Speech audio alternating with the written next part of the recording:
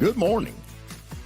It's now time for another edition of Freedom with Steve Nichols, brought to you in part by Sam Dennis Law, personal injury attorney, methodical, prepared, and battle ready, and by Kilby Family and Cosmetic Dentistry, dental care for the whole family.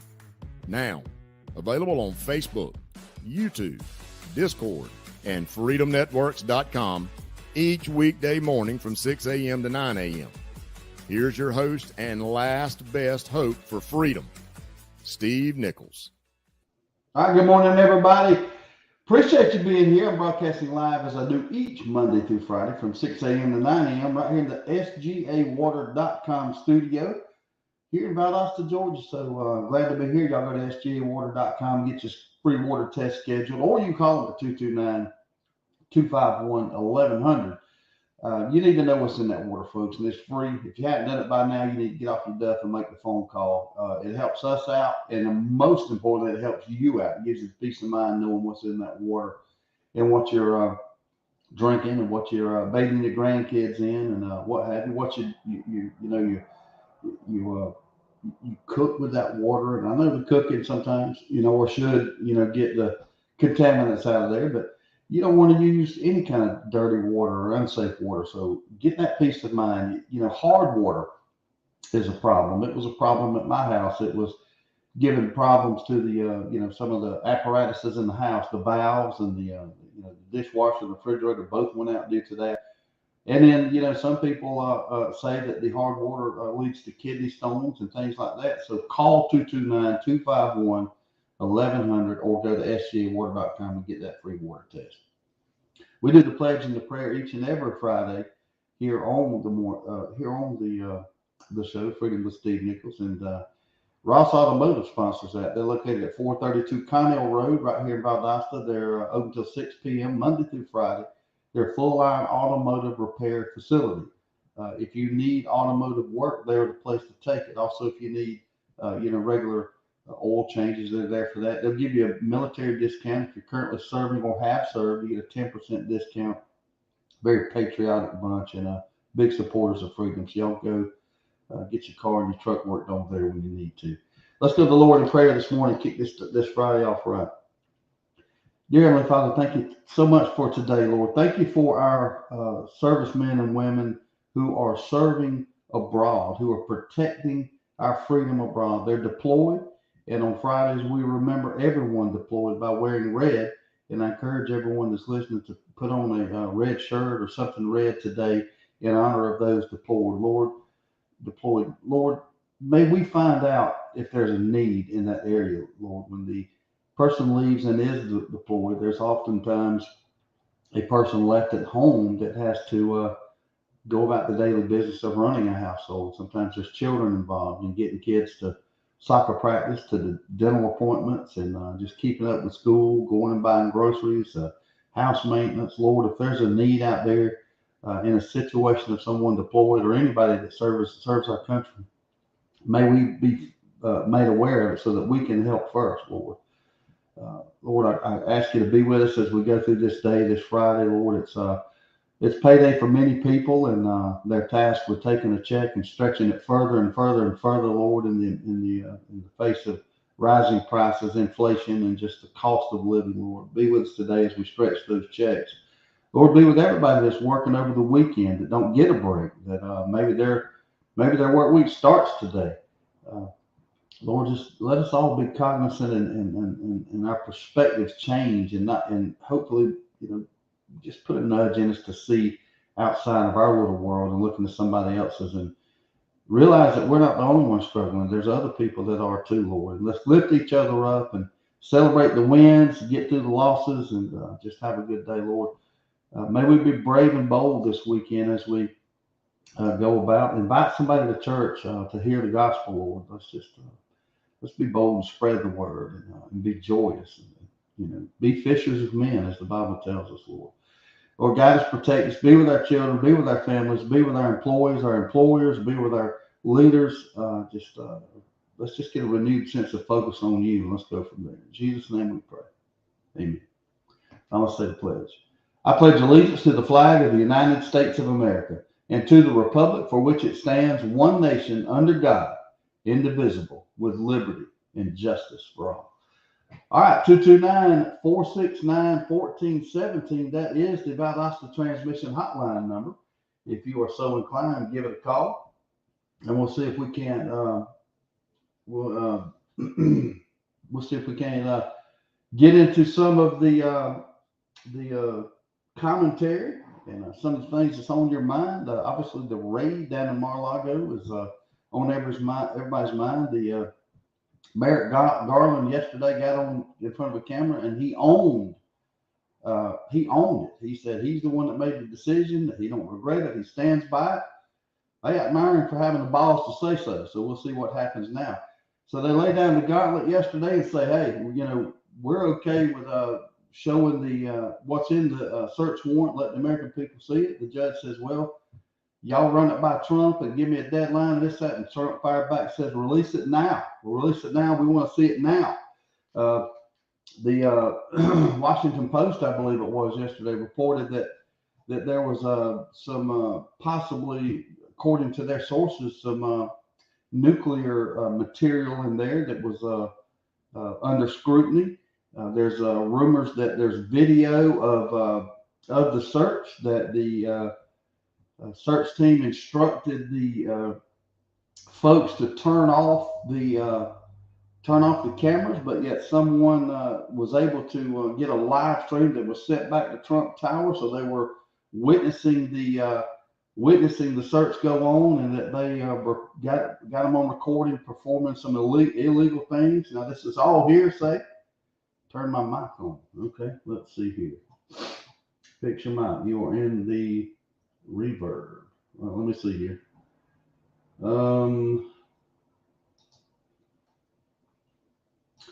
Audio. Okay, we can fix this, I think.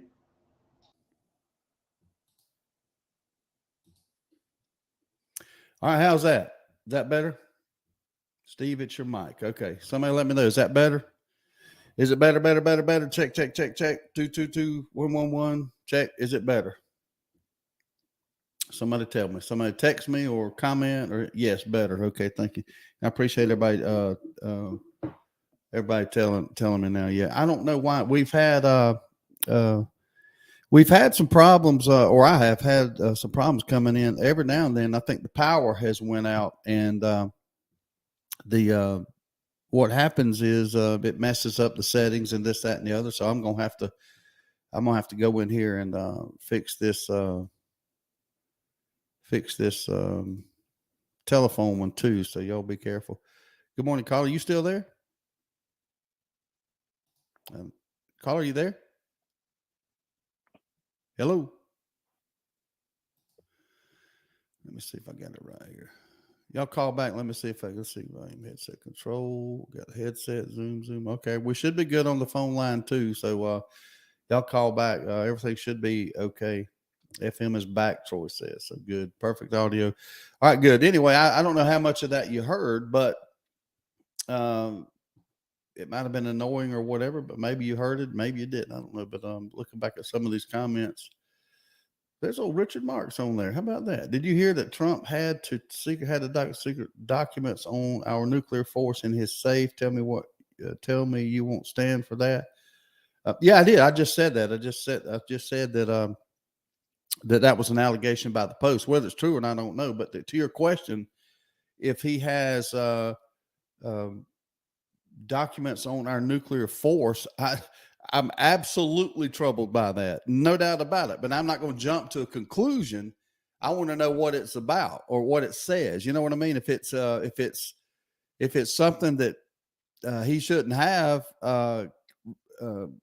pertaining to our nuclear force that he might could use in a nefarious nature, yes, I will condemn him and I'll call for his head. Simple as that. But right now, number one, we don't know if it's true.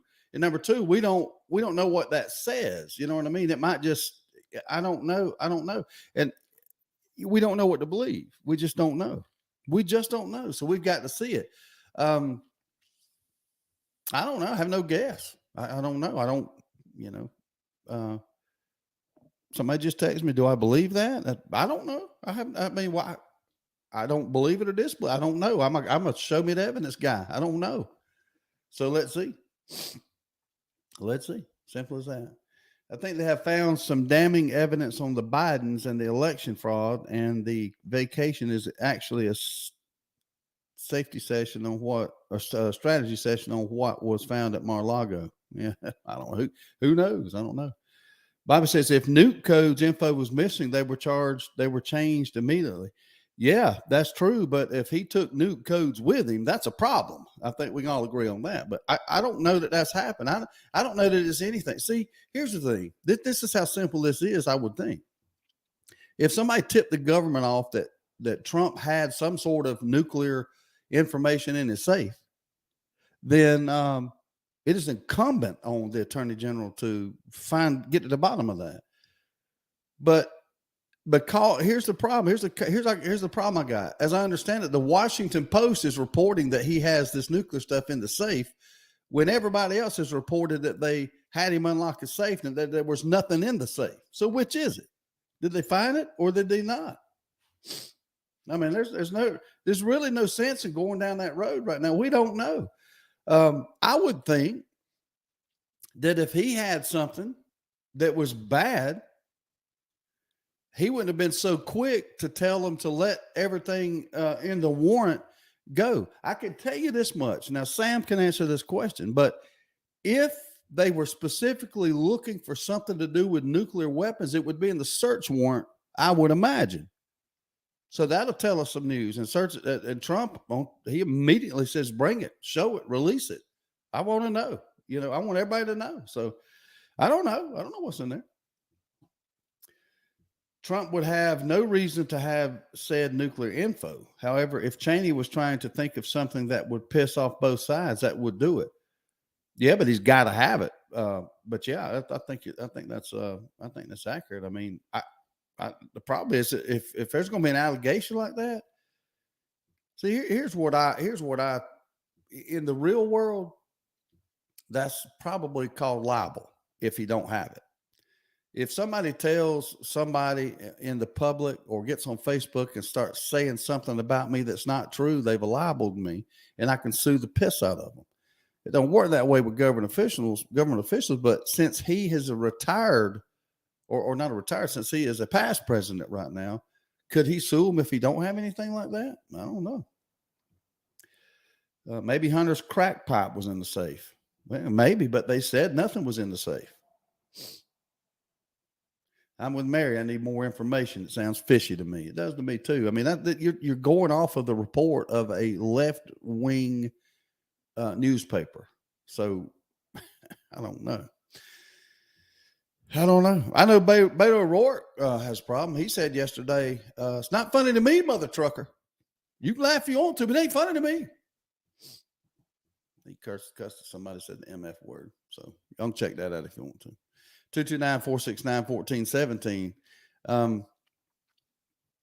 So we'll see. I don't know. Anne Hesh, she's an actress. She was in that bad wreck here recently. There's reports are coming out now, trickling out that she's has a severe brain injury. She's not expected to survive. So a terrible accident. I think she was possibly driving under the influence and had a bad episode there that unfortunately is going to affect her in a very, very bad way. So we'll see.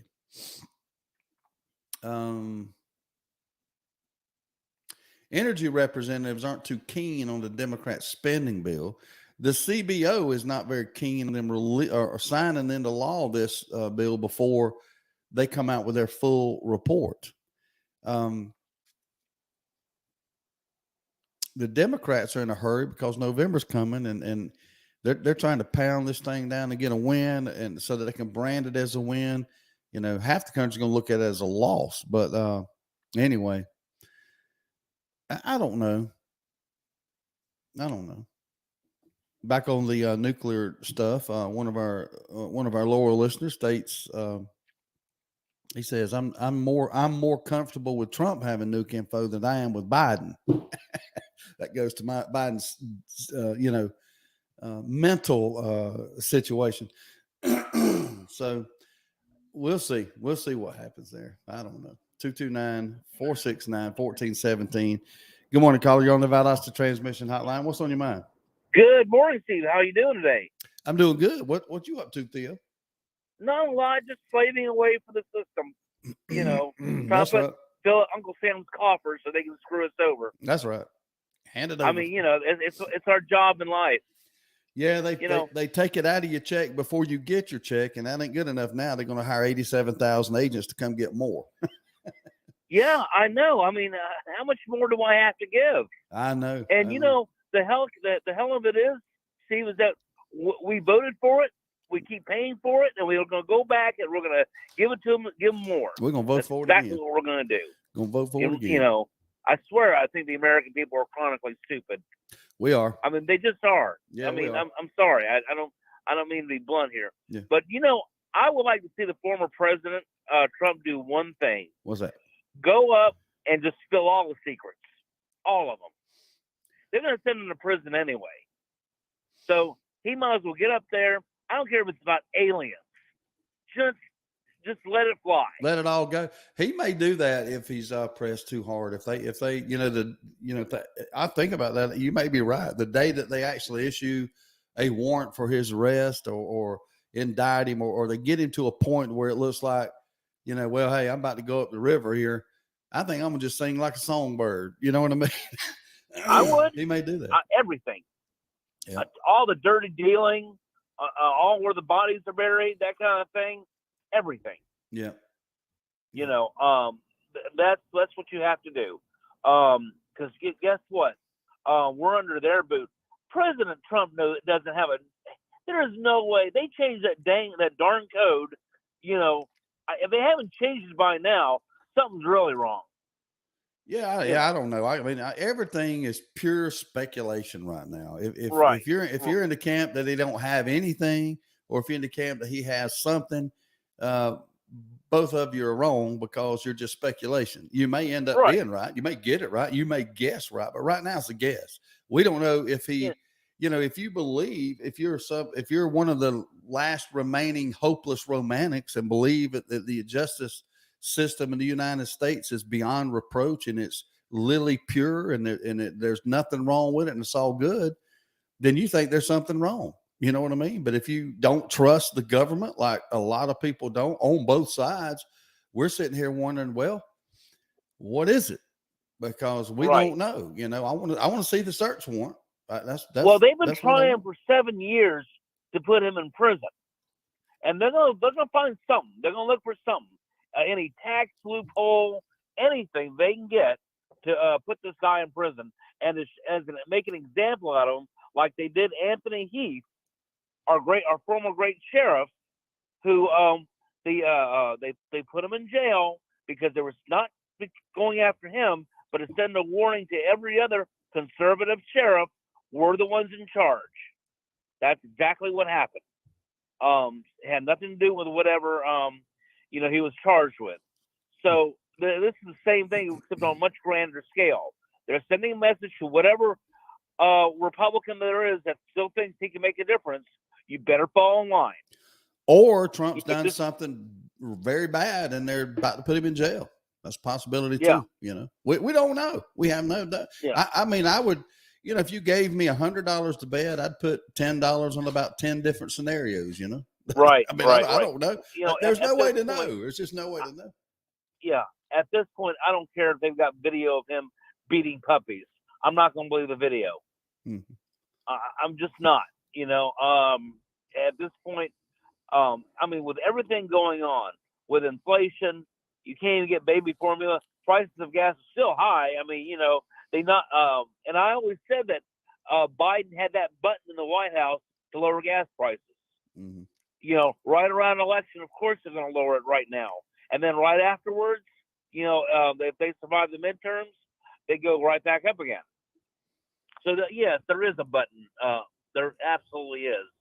So I just had the question: if I had to put the most money, the majority of my money on a scenario, what would it be? In all honesty, my guess would be that this is all political. That you're going to find out that Trump probably did something he shouldn't have had, but it's probably not going to be nothing to amount to anything. And I'm going by the previous reporting. If the 15 boxes that they initially had a problem with said he shouldn't have took them, and he was saying they should have just asked for them back.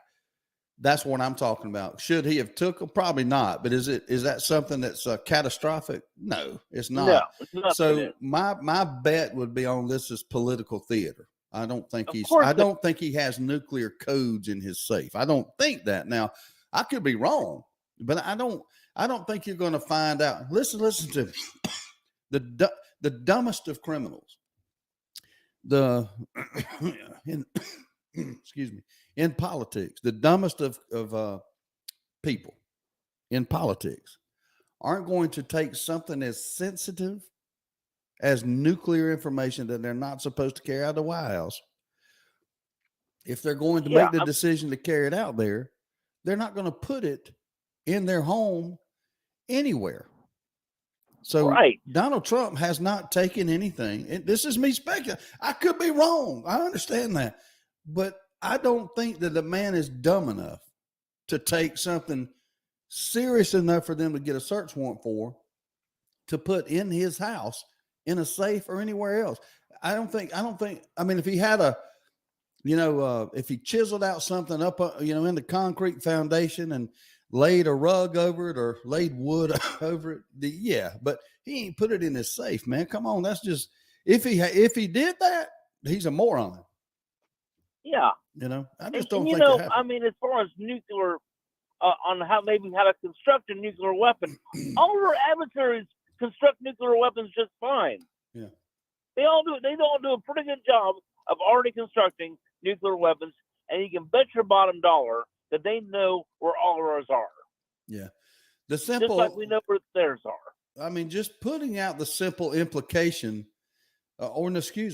just putting out there in the media and in the world that there's something of a nuclear nature in question, that's enough for the Democrats to have thrown enough shade his way to have an effect on his election status. And I think that's probably what this is.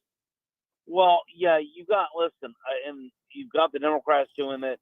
You've got the assistant Democrats called Republicans that really don't want him.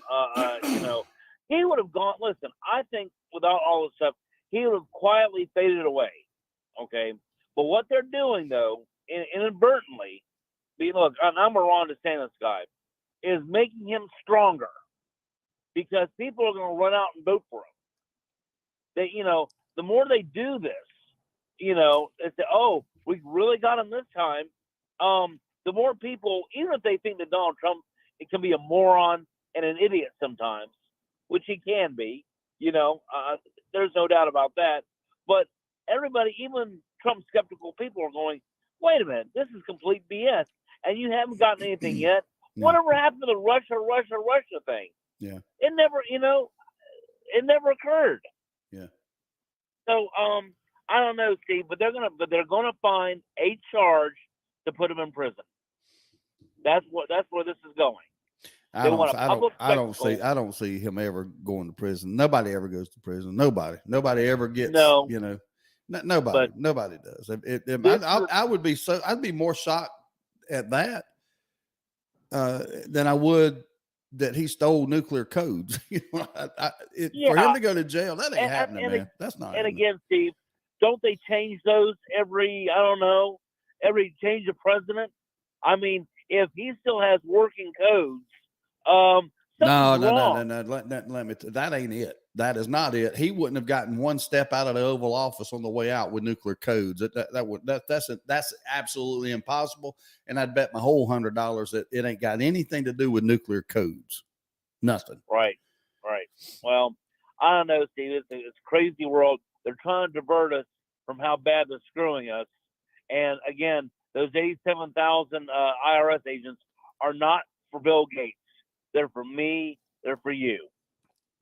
All right, brother. Anyway, listen, God bless you, man. Have a good weekend. All right, bye-bye. All right, bye. 229-469-1417. Looking at some of the comments on here. Bobby May says, I'm guessing Theo was never in the military. But that would be wrong. He did serve. He was actually in Desert Storm, if I remember correctly.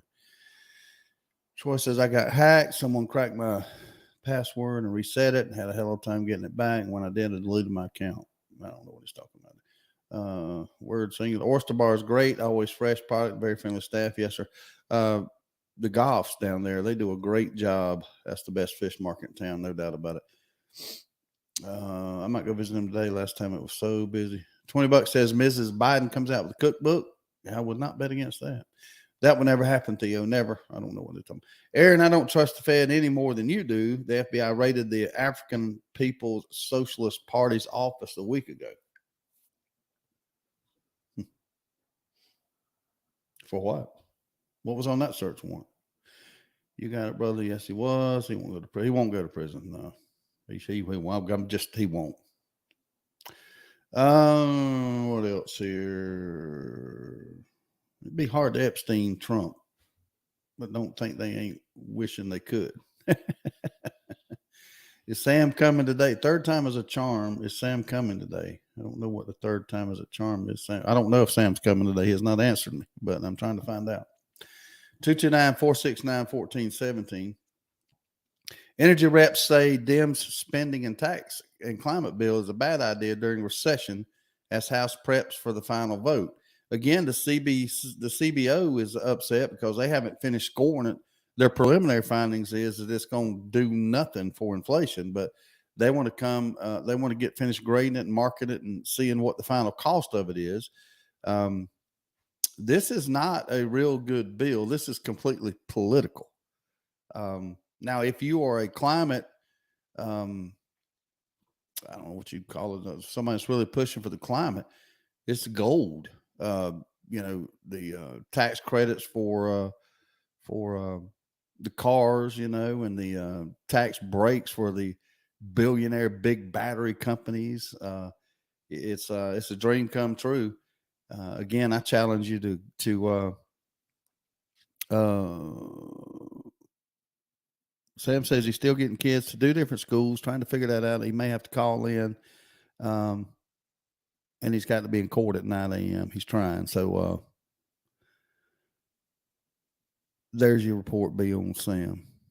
Life is getting in the way of our arrangement here. Why do taxpayers have to pay for for politicians' family vacations, such as Pelosi taking her son on the Asian trip, Biden taking his druggy son on vacation on taxpayers' dime? Yeah, you'd think there'd be some limits there.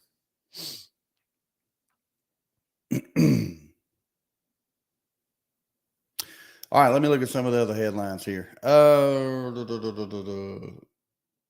Gabby Petito, there's some information on there. That's that case where the guy kidnapped the girl, ultimately killing her and that sort of thing. Fetterman appointee to Pennsylvania Board of Pardons sought to abolish mandatory life sentences for murders. That's that ain't good. Now, unless he's wanting to abolish the life sentence for some harsher penalty like the death penalty or something, I'm assuming he's a bleeding heart liberal and wants to do away with mandatory life sentences for murderers and turn them back out. See, I don't think that's ever going to be a deterrent to crime. I get the soft approach of giving someone a second chance when they screw up and all that. But there's just some things in life you shouldn't get a second chance for. There's some things in life you've got to drill into people that you just cannot do. And if you do, it's unacceptable. Murder, you would think, would be one. So whether you believe in the death penalty or not, or whatever, you can't argue that not having the death penalty or not having a life sentence in the case of murder is less of a deterrent of the electric chair or the jail cell for life. So there you go. 229-469-1417. Good morning, caller. You're on the Valdosta Transmission Hotline. What's on your mind today? What's going on, my brother? Glenn, what is happening, brother? I think this is a good time for me to make this announcement here. I say this because Glenn in high school was a very proud member of the FFA, the Future Farmers of America. And of course, I was actually vice president of that's right, of our chapter senior year. Yeah. I'm sure you had to pay some people off to get that position, but that's a discussion for another day. All jokes aside, yeah, he proudly served as vice president of the FFA there, and my brother was in the FFA, and now my daughter Emmy is in the FFA at Cook Middle School. They're having their first ever 50-50 raffle to raise money for FFA. The drawing is going to be on September 15th at 4 p.m. You do not have to be present to win. And the tickets are extremely reasonable. You can get one ticket for $3, or you can get 5 tickets for $10. And they gave her 20 tickets to sell, and we just decided that we needed 100 to sell. So we've got 100. That they're so cheap, there's no reason we can't sell 100 tickets. So anyway, I'm just telling everybody out there, I would love to sell you guys an FFA 50-50 raffle ticket to support the Cook County FFA. And just get in contact with me, and I'll make sure we figure out how to get you the ticket. I'll have them with me at Doughboys on Monday night for anybody that wants to buy some there. And again, it's there's a little ticket here that we fill out and give to you. But I want Baby Girl to sell the most tickets. I'm just going to be honest. I'm going to be blunt. I want her to shine. And there's an backside motive to this, because when the word gets out that she sold all the tickets and that she was able to sell them because her dad does Freedom with Steve Nichols, it may cause somebody to tune in. So there's a backside motive here. So let's sell a bunch of FFA tickets. I appreciate you letting me say that while you're on the phone, burning your time, Glenn. I won't penalize. No, we all good. No, dude, come by, bring him by the house this weekend. I'll put me down for $20. 10-4, we'll do it. We'll do it. I appreciate that. All right. What is on your mind? I know you got something on your mind, because it's been on my mind since I found out about it yesterday. I ain't gonna lie. I don't know if you want to talk about it on air, and if I respect your right to privacy if you don't. But I'm upset about it, man. I'm like, I want to start off by saying I'm glad you got your mic fixed this morning. It sounded like you was in the bathroom when I first tuned in, so I wouldn't, I can't see, so I had to going by strictly what I was hearing. To say that the system is a little bit peculiar and picky is an understatement. But we got it. We getting along. But yeah, I'm glad you got that fixed. I'm assuming you're talking about my Facebook post from yesterday evening. Yeah, you is what you want me to. I was actually going to call up this morning and say that I'm glad that the Washington Post is running our FBI for us. I mean, they know what's going on better than anybody else. But that's a good point. Is that what you want me to get into? This no. My post from yesterday. Yes. The Washington Post thing, I agree with you on that. But man, that is dull compared to what we're about to talk about. No, you there? Can you hear me? Hello, hey, Steve. Hey, I got you. Bear with me, sir. My daggum headset. I'm having technological difficulties. My headset just turns you down to 0. Now I hear you fine. Can you hear me? I can now. Yeah, Okay. I got it straightened out. But yeah, for whatever reason, my headset muted you. Yeah, I've never lost you. So we got you right now. I don't know what the deal is. I kept hearing some tapping sound. I guess you was trying to get it working again there, but no, we good. We good. Trying to get my volume turned back up. All right. So you had to go to the bathroom yesterday. Take it from there. I did. I was at a rather busy truck stop in Florida. I'm not going to call the name of which one it is or whatever. But anyhow, you go down the hallway and the men's bathroom's on the right, the women's bathroom's on the left, and I noticed a line going into the ladies' room as I'm walking in, which is, I mean, that happens. I mean, y'all ladies, everybody knows y'all take a little longer in there than what we do. So that's good. Ain't no big deal. So I walk in the bathroom and I'm belly up to the wall, taking care of my business. And at the corner of my eye, I noticed a yellow sundress come walking around the corner, which is unusual in the men's room, to say the least. So, to say the least, yes. But I do know a few old gals that are kind of they're I'm trying to find. They have enough intestinal fortitude, to say the least, that they will, if they can't stand in line to go in the ladies' room, they will go in the men's room and find a stall. Yeah, they got balls. You know, Let's just say they got balls. Right. Not literally. Well, sometimes. Well, yeah. Anyway, I don't want to mess your story up. Yeah. Go ahead.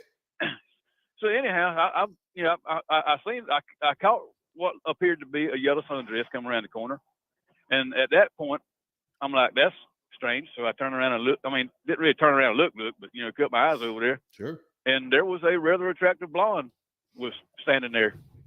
I'm like, when you say rather attractive, hold on now. When you say rather attractive, we need some scale here. Let's put it on a scale from 1 to 10. When you say fairly attractive, what would you, based on the limited glance you took, what would you have initially ranked her at? First glance, dude, 7, 8. I hear you. Okay, good. Yeah, I mean, yeah, if we was at the bar, I'd be talking to her. You know what I mean? I got you. Yeah. Yeah. How you doing, girl? What's up? Mm-hmm. So I'm expecting her to walk over there and open up a stall and walk inside and, take care of business. But to say the least, I was rather shocked when the next available hole in the wall come open, and she walked over there and bellied up to it, and pulled her skirt up and stood there and did her business like a man. Okay, like a man. Seems to me, yeah, you're taking a little bit softer approach in the story this morning, which I get it, but I got to have some more details. But first, I want to I'll take baby steps. We're going to take our time here. On your post, I asked a simple question. And you did. I did. And I never did get an answer. When you ask that question, there are certain things that I consider them red flag questions. No, let's just say me and you we're sitting around talking and a group of guys are standing around talking and, hey man, I was up at ADL Outfitters the other day and they got a Taurus Judge up there for sale for $199, $200. And everybody else gonna be, oh wow, cool, check it out. And if you was to ask me, hey, can you go buy me one? Yeah, that is a red flag question to me. No, I get it. I'm going to ask you, I'm going to, instead of saying yes or no, I'm going to return your question with a question. Why do you want me to go buy you a gun? And, you can say, okay, well, fence business ain't been what it's supposed to be right now. I'll pay you back. I just ain't got the money right now to go get it, but that's a hell of a deal on the gun. Right. So that will be an acceptable answer. See, I just think you are muddying the situation. The other answer would be, well, I want to shoot my wife, but I want to use a judge to do it. And I don't want that gun to be anywhere associated with my name. So at that point, I'm like, no, I ain't buying you the dang gun. See, there's a lot to ponder under the scenario that you just explained. There's no pondering of anything. Y'all out there listening in, y'all can go and verify my story. I'm on Facebook. Go pull up my page, Glenn Tyler pictures. My Facebook picture is I got me and my granddaughter out there fishing at the house. We both got our backs to the camera. My man Steve here asked me, from what I read, asked me for her phone number. No, you have totally, and this is what bothers me, is this paranoia in the situation. I ask you a simple question, and you correct me if I'm wrong. I said, quote, on the Facebook reply, I said, quote, did you get his number? That's what I asked. Do you know what you asked? Yeah, if the situation was reversed and you asked me that, you know what I would have said? I would have said no without hesitation. Well, I mean, you did not hesitate to ask to answer my question with another question. That's a red flag question to me. I mean, that's straight where your mind went was the 7 digits or 10, as it were. If she ain't from around here. But my question was, why did he just ask me that? But you didn't What's ask in me his that. head? You didn't ask me that. I No, you did. didn't. I did. You I said why? Why? No, do you want them? No, you said why? Why? Do you, I do said, you, why do you want a number? That's right. You didn't say why. You said why do you want the number? There's a big difference. If you'd But have just there said is why, the I first would have question asked you. in my I would have question was answered why. your question. If you'd have just Now, asked why, I would answer the question. I was at that point. I'm still trying to defend you. You know, hey, I'm like, why in the hell would he ask me if I got the dang phone number? I'm like, okay, well, he's got the radio show and all. He is interested in Transformers and whatnot. And I'm, you know, he might want to call said individual and interview him, you know, so to speak. And then I got thinking, you know, he See, might that be would working make on this- sense on if this you'd have stage just said already, why. because Officer Steve has already said he's got the boobs for it. If you would have all that would make sense if you'd have just asked why, but you didn't. You said why do you want the number? All you had to do was answer the question. You're like a politician. Just answer the question. Why? You'd have said why. You'd have said no. I'd have said good answer. If you'd have said yes, I'd have said what the hell. So it was a simple question. Well, that's why I was asking. Why do you want it? That ain't what you asked. You said why. That's exactly what I asked. That's what you asked, but you inferred that you were asking just why. If you'd have just asked why, that's a different question. Well, I mean, that's so. Let's move on to that. The audience can judge that. Let's move on. It is a common question that would follow up the why question. If you'd have said why, I would have said I would have give you the answer. I would have said because if you got it, we're going to worry about it. But if you didn't get the number, we're all going to relax a little bit. That would have been the answer. But let's move on from that. Have you in your life? No, I did not get the number. That's not where my mind goes whenever I run across a close encounter like that. Good answer. But another thing, I mean, there's something going on in the Nichols genetics, because you and your brother both, from what I could tell, wants that guy's number. No, see, that don't. But I'm just going to tell you that the audience is leaning hard on my side of this, because here's just a couple of statements. Danny Spell says Glenn has the number, and Aaron Spike says exactly.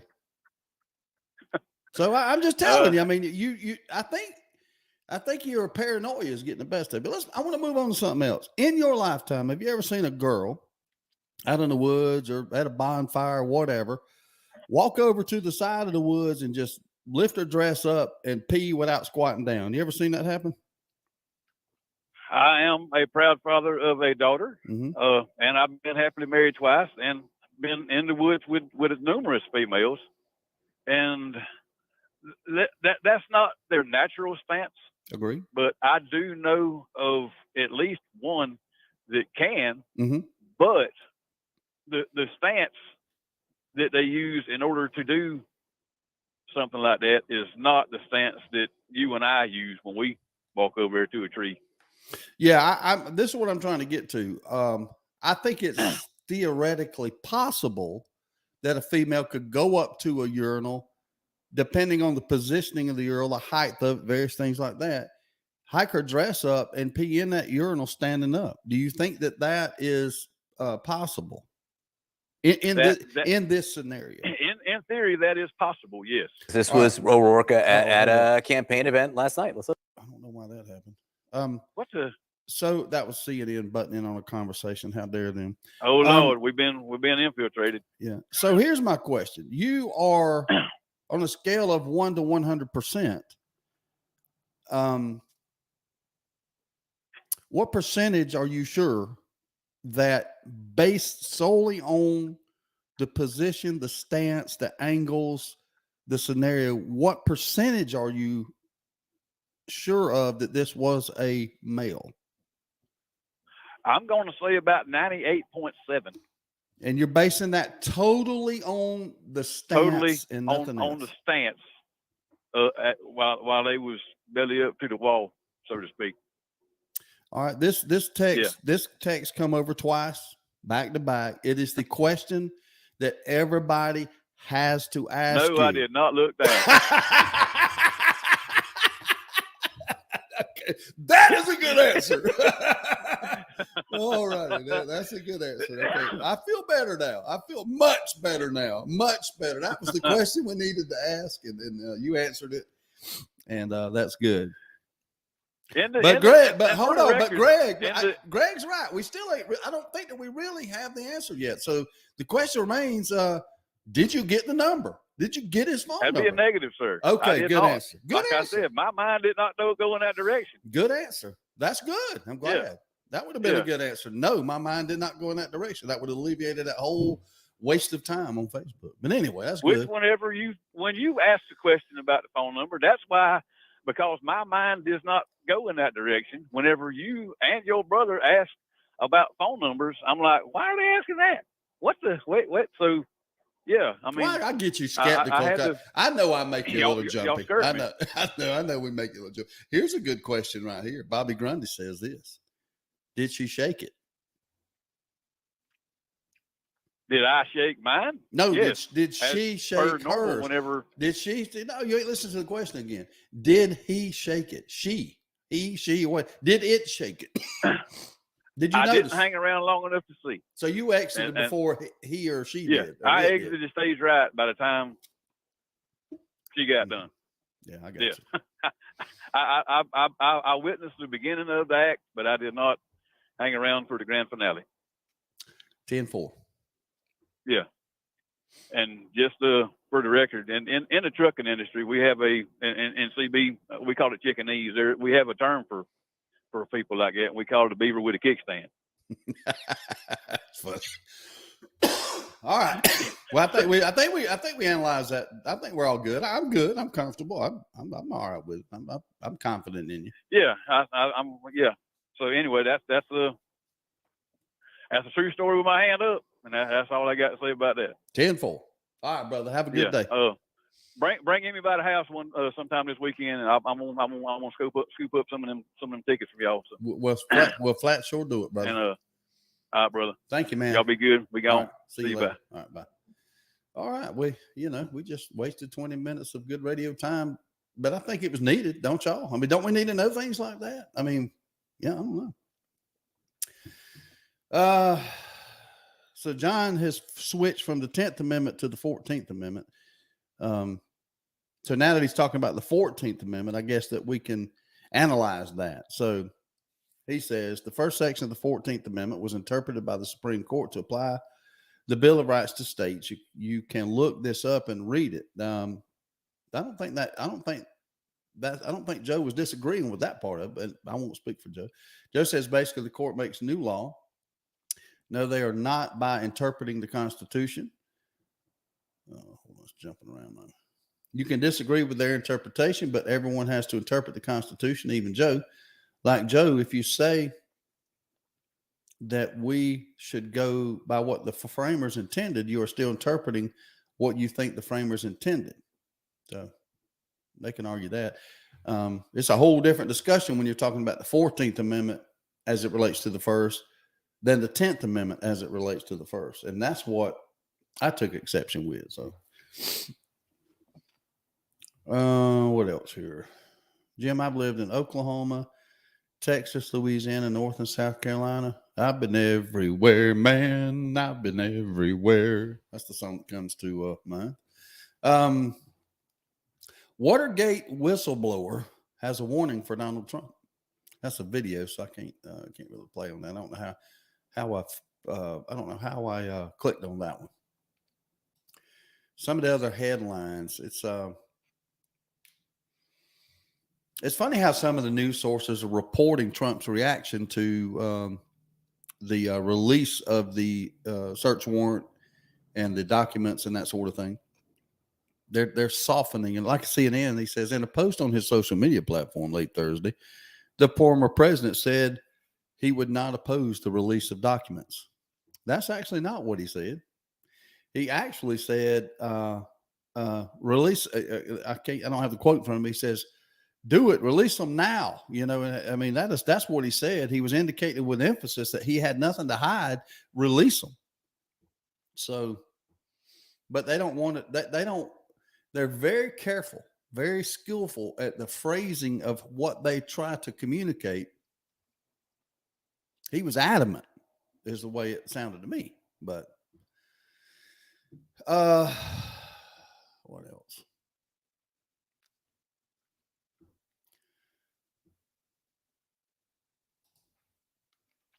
Let's read some of this accusation that he has something nuclear. A report that FBI agents searched for classified documents related to nuclear weapons at Donald Trump's resort could explain the urgency of the unprecedented operation at the home of an ex-president and takes his showdown with the Justice Department to a grave new level. Now let's divorce yourself from the emotion of what's going on here. Try to divorce yourself from the R versus the D. They're out to get us type thing. If Clinton, Obama, Biden, any Democrat president exited the White House, and some news, whether it no matter what it was, that there was something related to nuclear weapons, you don't know what it is, let's say. Maybe you're told what they think it is, but you don't know what it is, but there's an allegation and there seems to be merit that we need to check that out. Would you not want the Justice Department to check into it? In my opinion, and again, I don't know the facts. I don't know how this came about. I know this, that Merrick Garland, he owned it yesterday. He said, I made this decision. That tells me that whatever decision he makes, he's willing to back it up based on what he thought needed to be done. So he's willing to stand by. He owned it yesterday. It's important to me to see or to hear his words on that. Okay. So back to it. Would you think it'd be proper? You can't, if it's nuclear related, depending on what it is, if you know what it is, if you know what it is, that's one thing. But if you don't know, or you're suspect, or you're wondering, but you feel confident it's nuclear related, you have to do it this way, don't you? You have to do it with the element of surprise. You have to do it via search warrant, in my opinion. You got to do that.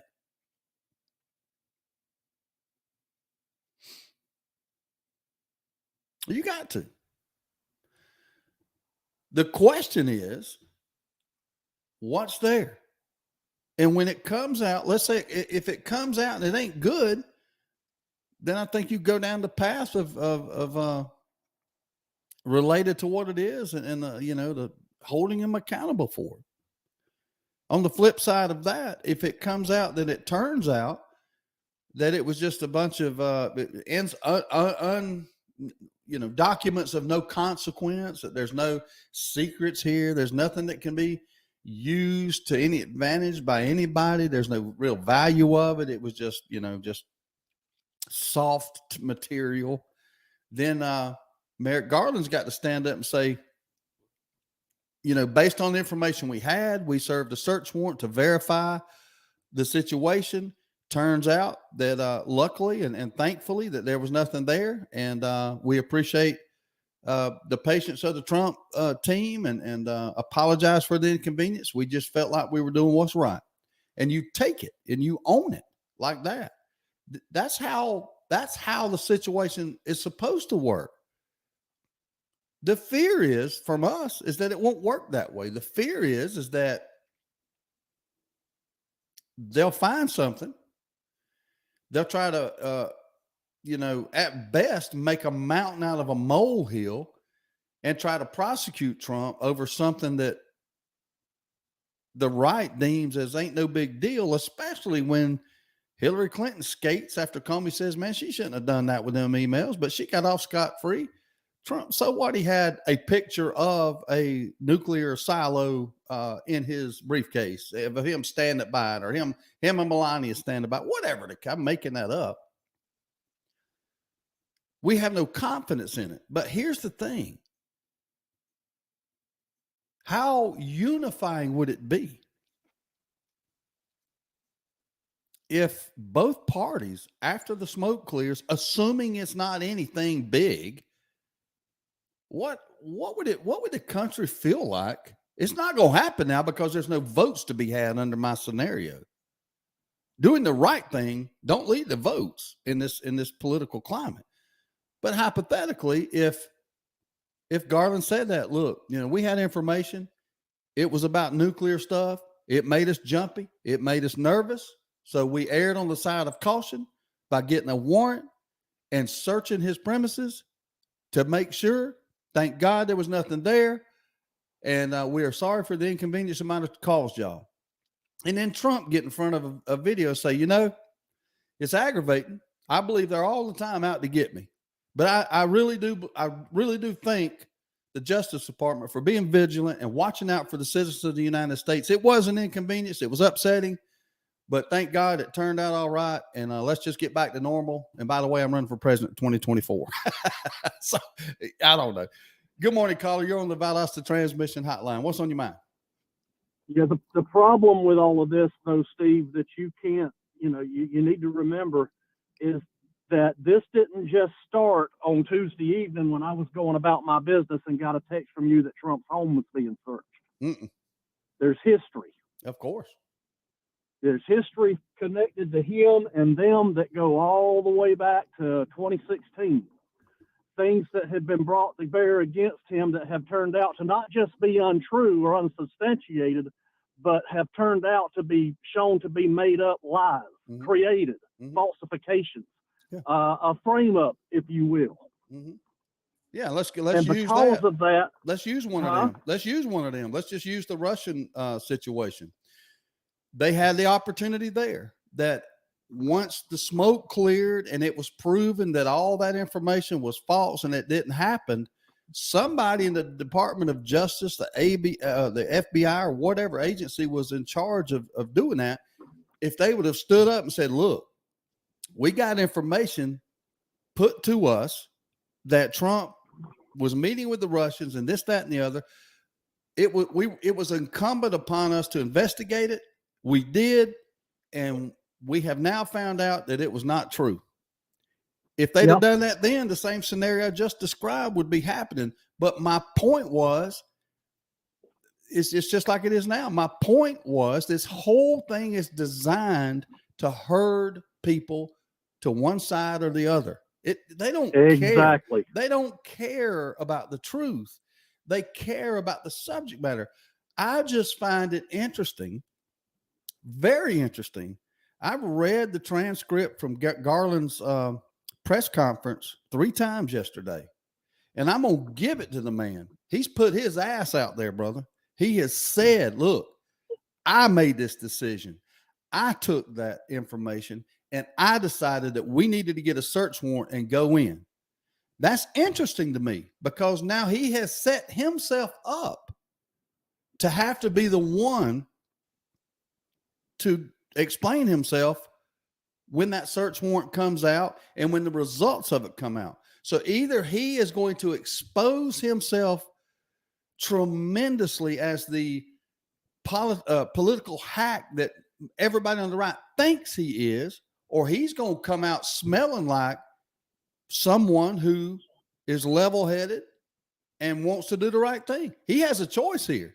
Is he going to be a politician or is he going to be the head of the DOJ? He's got a choice right now. And we're going to be able to see through this easily, in my opinion. This is going to be an easy one to figure out in the end, I believe. It's already figured out, though, Steve. He's already exposed as a hack simply on the fact that those who made up that dossier and gave that he was not involved and then in any of continued that. to adhere to it after it was exposed. Totally there was wrong. no prosecutions, nothing done. Totally wrong, because Merrick Garland wasn't involved in that. Well, he's involved now. That's if a new police officer, if I get a job with Valdosta PD today, and I find out as a police officer in Valdosta that a crime was committed by, take your pick of anyone down there, 9 weeks ago, as long as it's still within that statute of limitations as a new police officer, I can go after them. If you See, know this is the problem that I have. There's always a convenient way out for them. It's just like professional. There's no way out this time. That's what I'm trying to tell you. There's no way out in this situation. Your example there doesn't fit Merrick Garland. Now, if he investigated or took the time to look at the Russian problem or whatever, and he turned a nose up at it, I'd go along with that right there. But he's the new sheriff in town. He hadn't investigated nothing in the past. He's only looked forward. That's just the design of his position.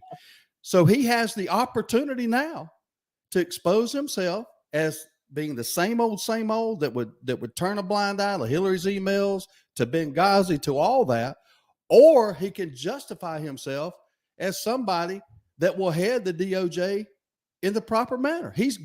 I'm not expecting that. Don't misunderstand me. I'm telling you, he has put his ass on the line and he has set himself up. And if the American people cared at all about, is this the swamp or is this not the swamp?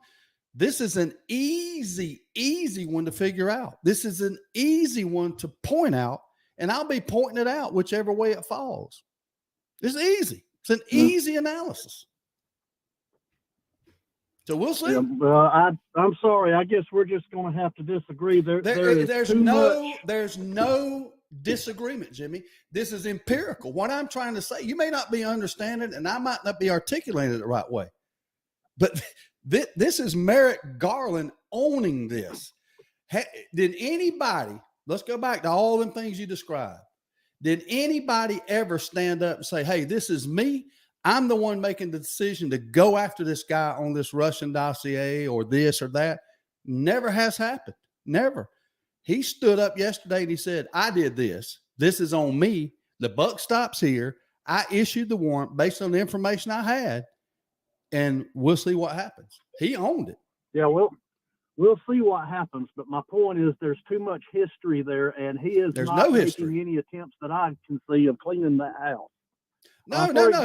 He ain't went back. We were talking earlier about 87,000 new IRS agents. Mm-hmm. In the meantime, you've still got one particular individual who is a Marxist agitator who rumor has it owes millions in back taxes, and he's still running around up there doing his Bolshevik agitating. Again, all that's true, but it has nothing to do with Merrick Garland's actions. You're talking about inaction. I'm talking about action. This is an action item that I'm talking about. You're asking that he create an action, and that's fair. He should go back. I'm with you on that. But that's two different things. That's apples and oranges. He's taken an office that has no integrity. He needs to fix that integrity problem, and he needs to do that first. They've made up so much against this guy that nothing that they can bring out now is going to be trusted. You know, I don't know that they've been steady stuffing stuff in those boxes since they took them. They've certainly shown they'll do it. Well, again, he owns that too, because I'm trying to tell you again, we're right there because he owned that. He owned, did they stuff the boxes or whatever? This is his. This is Merrick Garland's. There's nowhere to point but one man on this one. And that ain't happened nowhere else in the history. It just hadn't. It never happens. He's owned it if it ever comes out that they stuffed the boxes, but I guarantee you it'll never come out. The chaos and muddy water, that's all you're going to get. That's quite possible. That's quite possible. But when the chaos and the muddy water comes out, there's one man to point your finger to now. That's my point. He owns it. He owns this one. You never saw Comey. You never saw Barr. You never saw them act like this. You never saw Clinton's attorney general, Obama's attorney general. Nobody's ever come out and put them on him. Now, I've got a theory that's quite possible. I wouldn't put it past the Democrats to have orchestrated this to where it goes south. They'll hang it on Garland. I think they throw him under the bus so fast it would make his head spin. Yeah, I think it's far more probable that they've done that and he's accepted that position because they will reward him well. That's the way it's always going. That's quite possible. It's like Lucy with the football, man. After a while, you watch Charlie Brown a few times and you see Lucy with the football, you know what's going to happen when you see Lucy show up with the football. That's all true. Again, I'm just saying that Merrick Garland, right or wrong, he may have taken it on because he just don't care because he knows he's going to be taken care of. You may be right. But I'm telling you, he has set himself up with the distinct possibility that whatever happens here, he's either going to look like the man that is singling him out and going after him, or he's going to look like a good person. He's got the choice. This is going to be an easy one to figure out. Easy. I'm telling you, an easy one. It's going to be the easiest one ever because you're looking at one man. You don't have to look at the agency. You don't have to look at the FBI. You hear Sean Hannity say, I think 95% of them are great, but 5% of them are bogus. And then you got to look for the 5%, or the FBI's crooked, the CIA, the Department of Justice. You know, there's 20,000 people there, whatever. We looking at one man this time, brother. One. Yeah.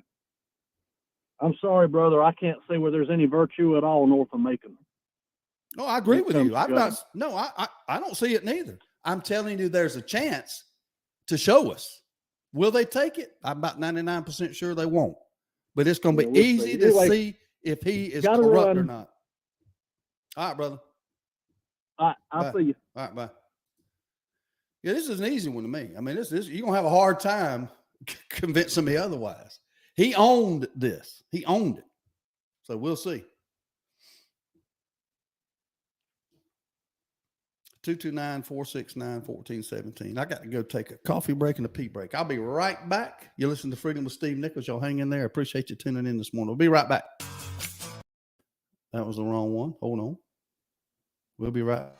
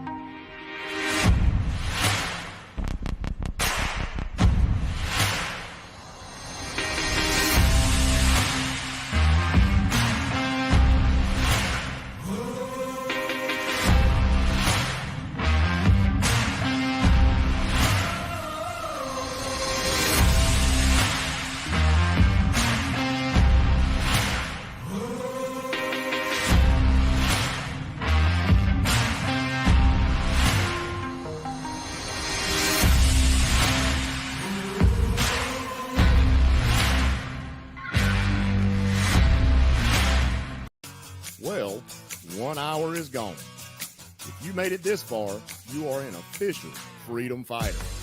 Don't forget to visit freedomnetworks.com. Click on featured advertisers and support these businesses.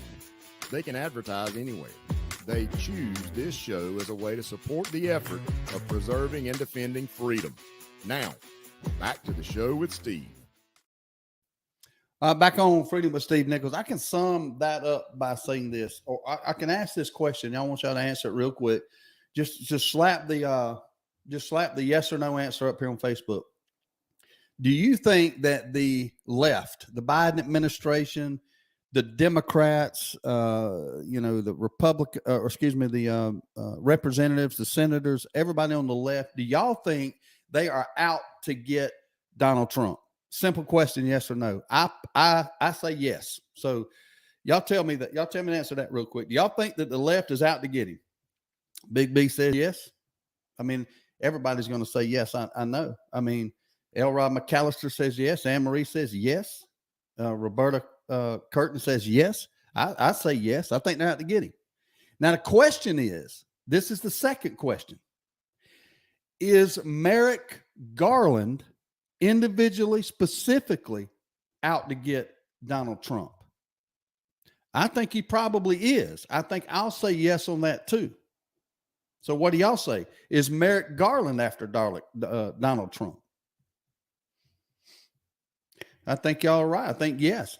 My simple point to this, by coming out and saying, I did this, I am the one that authorized the search warrant.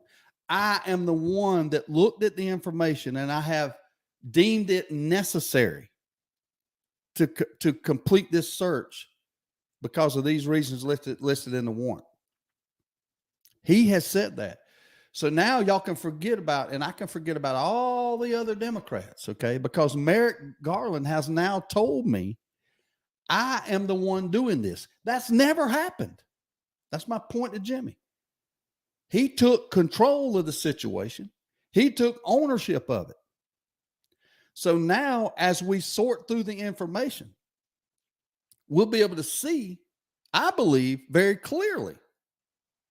Now, of course, it's going to come down to perspectives and opinions based on what they find in the search. Again, if they find some picture of a silo somewhere that he's standing in front of with Melania, and Merrick Garland wants to throw him in jail for that, then you're going to know your answer. Merrick Garland's out to get Donald Trump. If they find documents prepared that it looks like Donald Trump was about to, turn that over to the enemy, then we'll have the argument. Was it planted there? That's what everybody on the right will say. Of course, it was planted, and we'll never know whether it was or not because nobody trusts it. And that's the part that Jimmy is alluding to, and he's right. But if there's nothing there, then we're going to have a reaction from Merrick Garland. And I believe they'll find a way to muddy it. I'm not saying that. But we're going to be able to point to who's stirring the water and the mud together now because he owned it. Now, did the Biden administration direct him to do this? Let me tell you, I would not bet against that. That'd be a fool's bet. But he could be anything from the man going after Trump, the fall guy, or the Department of Justice head that we need. That's his three choices. And again, I believe it's going to be easier to see because he owned it than it has every time in history. Let me ask y'all this. I want to know who is responsible for the whole Russia dossier thing. Who are the players in that game? Who started it? Who orchestrated it? Who was in on it? You can look at and name. It wasn't just Hillary, B. It wasn't just Hillary. There were dozens of people involved in that. Everybody, she may have headed it up. That's not what I'm saying. That's not what I'm saying. The DNC, Clinton, what was his name? Christopher Steele. I mean, there were dozens of players in that. There's only one player here, by his own admission, Merrick Garland. I did it. Larry, Mrs. Clinton, Obama, Biden, Soros. Those are all the deep state. That's my point. The FBA, John Carroll says, she was the puppeteer. I mean, that's my point. That's exactly right. Merrick Garland is running this one. He come out and told you he was. That's my point. That's inarguable. There's no agree to disagree on this one. He said it. He could still be a puppet and probably is, but he's taking ownership of this. That means something to me. 229-469-1417. We'll see. It'll unfold and we'll hear it. But again, I mean,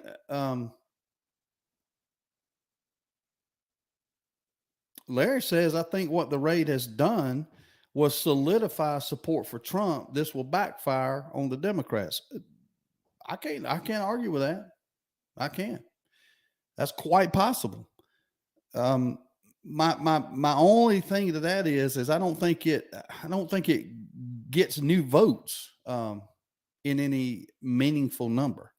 I don't think anybody out there that wasn't going to vote for Trump will now vote for him because of this. I do think it solidified his base, and it will probably make more people who support Donald Trump make sure they go out and vote. I think that is probably true. And I'm like Anne Marie. I think a lot of Democrat supporters are switching sides now.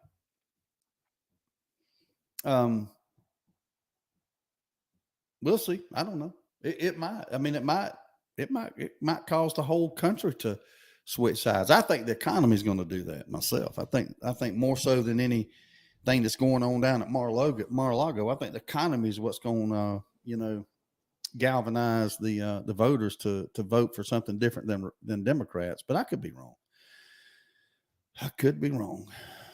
I've been wrong many times, and I'm not afraid to hang it out there and be wrong. My daughter is changing who she supports, Anne Marie says. So again, I think, I just don't know if it's going to be in large numbers. That's all I'm saying. And it could be, I don't know, but I think the economy failing would definitely be, makes people switch in large numbers. Bullseye Kevin. I don't see. Okay. Kevin says, and even though he came out and I'll get it, won't matter because y'all never know what comes out of it is legitimate. Yeah, but that's a whole nother argument that I covered. We'll have to decipher, there's going to be plenty of mud. We're going to be wondering if whatever he's accused of warrants indictment.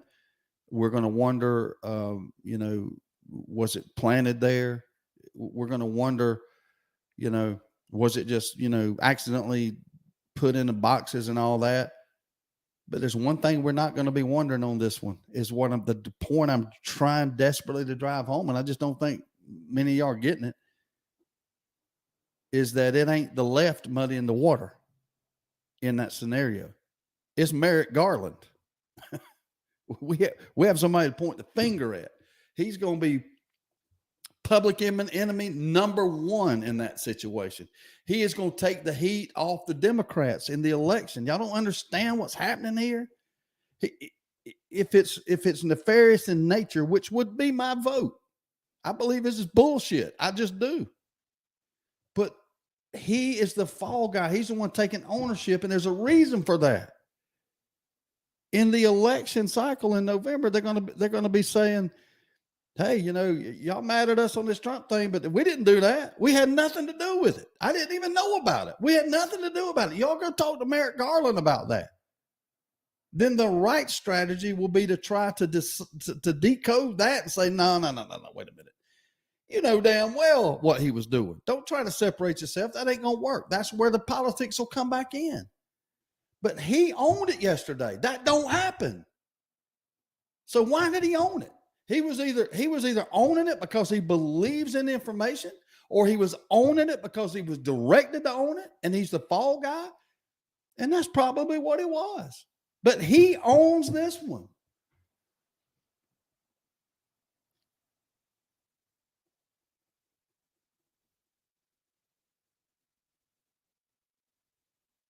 I do. I vote for him because the raid really pissed me off that much. This smacks of a banana republic.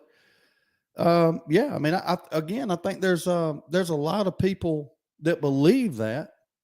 Now now it's starting to resonate. Now I'm getting text. Thank you for sending that. I'm getting mad at myself because I feel like I'm not articulating it well. But this text from somebody I respect that there's he says, you're exactly right. He took ownership by design so they could wash their hands of the issues if need be. He is the fall guy. That's all I'm trying to say. There's not usually a fall guy. There's not. And that was the reason they were able to, in my opinion, to skate around the whole Hillary Clinton email scandal and all that. Renee says, I wasn't rubbing it in, just saying even when I'm at my happy place, I still want to be with y'all. That's so sweet, Renee, but I still think you're rubbing it in our face just a little bit. I prefer Ron DeSantis, but if Trump gets in, it will be funny to watch them scatter like mice if he starts outing everybody.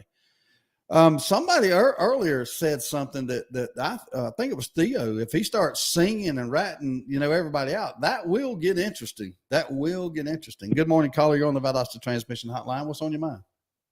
Hey, Steve, good morning. T-Rex in the house. What are you doing, buddy? Well, I'm not going over the river.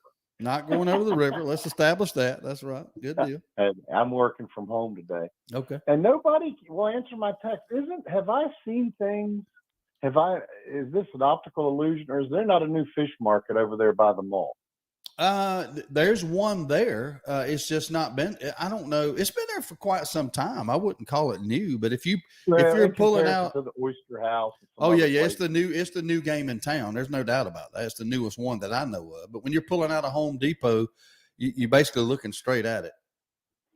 Okay. I guess you don't want to say anything about it on air. I get that. I don't know nothing about it. I don't mind saying anything about it. I don't know the name of it. I've never been there. I've heard some people say it's good. Fish market. It looked like someplace you could go sit down. I heard you could get it. They'd fry it for you, or you can get it to market. I don't know. I don't know any details. I would like to know the details. And I don't. Y'all know me. I don't mind celebrating small business. It's not there's no. Man, I don't care if anybody comes up here and they had a good experience somewhere, let's tell everybody about it. I ain't got no problem with that. I'm not, this ain't corporate America, in here, I'm not worried about that. Hey, I think you're spot on in your analysis. I was wondering about that driving home when I heard him. That news broke when I was driving home from work yesterday, and I pondered that, and I'm arriving about at the same conclusion you are, because I think that guy's a dummy. Well, see, that's it. I think what happens is guy that would be a fall guy. Sometimes we have trouble separating how our emotions from it, and we base those emotions on the past and what we've seen, and it's not I don't mean it's an emotional thing that's wrong. I'm just saying I think we get so caught up in it that we lose sight of the other possibilities. And listen to me. I believe Merrick Garland is as dirty as the day is long. I believe it. I'm just saying he owns this one. He put his name to it. So all the commentary from now on is going to be directed directly at Merrick Garland because he said he did it. And I find that interesting. I believe in my heart that the reason he owned that is to distance everybody else from it while we're going through an election. I think that is the nefarious side of it. He's got a chip on his shoulder to it. He's the one they That's right. They crapped out of the Supreme Court. Now. Exactly. Yeah, he's got an axe to grind. He's got an axe to grind. That. Mm-hmm. He's got an axe to grind. Mm-hmm. Anyway, that's right. Hey, let me read you something that an insightful VSU student wrote 30 years ago. It seems unlikely that the High Court will ever incorporate the Second Amendment to the states. However, if this occurred, many state gun control laws would become unconstitutional. Last night, I talked to my friend in Maryland. He's happy as a clam. They had to change the gun laws, registration laws in Maryland to allow him a fair shot at a concealed carry permit, something he's never had in his whole life in Maryland. He's 60. So that's the power of the 14th Amendment and the doctrine of selective incorporation that arises from the 14th Amendment. And when the 14th Amendment was ratified, this doctrine just wasn't applied to the first of 10 amendments. The doctrine of selective incorporation and the 14th Amendment incorporating the first 10 amendments into our Constitution occurred about over a century with a lot of grappling, and it continues to this day as we've seen with the Second Amendment. So where I'm going with this, I'm an advocate of the 14th Amendment. John was right. He miscited the amendment. It wasn't the 10th, it was the 14th, but I noticed on his first text, he used the term incorporation. So he had researched it and read it a little bit. And you know what? I know this is important to you as it is to me. Yeah. If we didn't have the 14th Amendment, that is one of the biggest safeguards we have against somebody like Stacey Abrams that might become governor of this state and with a flick of the pen destroy our Second Amendment rights. And that is an important barrier between us and our state government. Yeah. Two comments. The first thing that comes to my mind after that commentary is complete and utter sadness. the fact that you said, and correct me if I misquote you, you said that your 60-year-old friend in Maryland now has a shot at applying to be able to carry a weapon to protect himself. The Second Amendment already does that. In that case, there's utterly no need for any 14th Amendment. The Second Amendment covers him. Well, the Second Amendment, prior to the ratification of the 14th Amendment, was not viewed by Supreme Court decisions to be to protect us against state governments. The Bill of Rights was incepted. All that may be true, but that's the problem. That in itself is the problem. The Second Amendment, which was so important to the founding fathers that it was the Second Amendment, not the 10th, not the 9th, not the 22nd. It was the Second Amendment of the Constitution. It was so important that it was put in there. Now, because the court misinterpreted the meaning of the Second Amendment at some point, is the whole point, I believe, of Joe's commentary yesterday. Why do we need the 14th Amendment as it relates to the Second Amendment if we'd have followed the Second Amendment and the spirit for the reason of the Second Amendment that the founding fathers wrote it in the first place? And I agree. And we have a century of court cases time and time again that refuse to recognize that right as what it clearly is if you read it, and what it was clearly intended to do if you read the Federalist and Madison's commentary on that amendment. It's clear what it was meant to do, and it's clear what the militia is, and the history of the militia is clear if you read. But still, the courts, for whatever reason, did not agree and interpret it that way for a long time in this country. Again, I don't think Joe's argument. That's why they did do it this time. When in the Heller case and the McDonald case, the McDonald case is the one that really did. Yeah. They finally did what should have never had to have been done. But my point is, the tool is at hand and was used to get it done. So I'm not going to argue and get all balled up in the history and the philosophy of the tool. The tool is here, real time, and we used it. And we've prevailed. Well, the tool, I mean, if you look at the 16th and 17th Amendment as a tool, there seems to be, I guess what you're saying is, as long as it's acceptable to you, what you believe, then whatever anybody else believes is irrelevant. I mean, that's almost what you're saying, I think, because the 14th Amendment, in my opinion, is totally unnecessary if the amendments to the Constitution made by the framers, if they were followed in the spirit that the framers wrote them, we wouldn't need the 14th Amendment. Well, that's true. I mean, you can take so that's, that I think that's Joe's point. I don't want to put words in his mouth. Up to and including the institution of slavery, which the argument can be made we should have never embraced as long as we did in this country. And that was one of the, that was what motivated the 14th Amendment in the first place. If you have other amendments that you say aren't being followed, then maybe it's time to take the lesson of the 14th Amendment, 16th, 17th. I've heard Jimmy say he'd like to get rid of the 17th at least. Why don't we just see again? I don't get this. I'm just going to be honest. I don't even get this whole argument at all. What amendment do you think abolished slavery? The 13th Amendment abolished slavery. The 14th Amendment had absolutely nothing to do, in my opinion, with abolishing slavery. The 13th did it. No, the 13th did it. The 14th made sure it was federal policy. That no state could circumvent the 13th.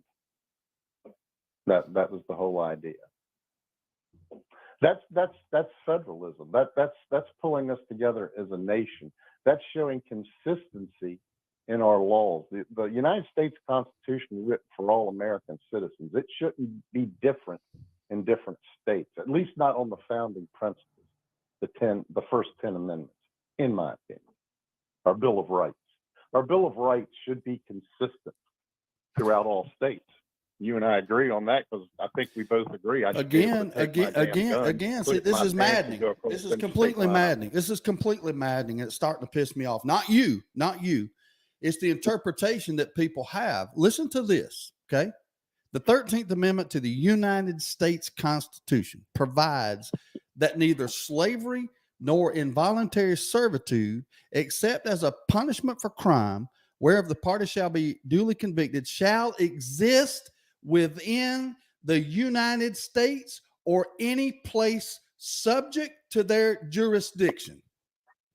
Why in the hell would the 14th Amendment be necessary to somehow back up the 13th Amendment that plainly states that it shall exist within the United States wherever state resides? Well, I mean, and as you and a lot of the, especially Southerners, have pointed out, there was a hell of a lot going on, more than just slavery at that point. There was a lot of economic considerations, trade considerations, again, consistency, due process of law, equal protection of law. That's really what the 14th Amendment, in my view, solidifies and supports. Not necessarily just slavery, but a lot of these other. I think people confuse just because that there is some court out there that reads something and comes up with some sort of rule or some sort of decision, that does not make it right. That does not make it just. And to me, it's not hard to take, if you believe in the founding principles of this country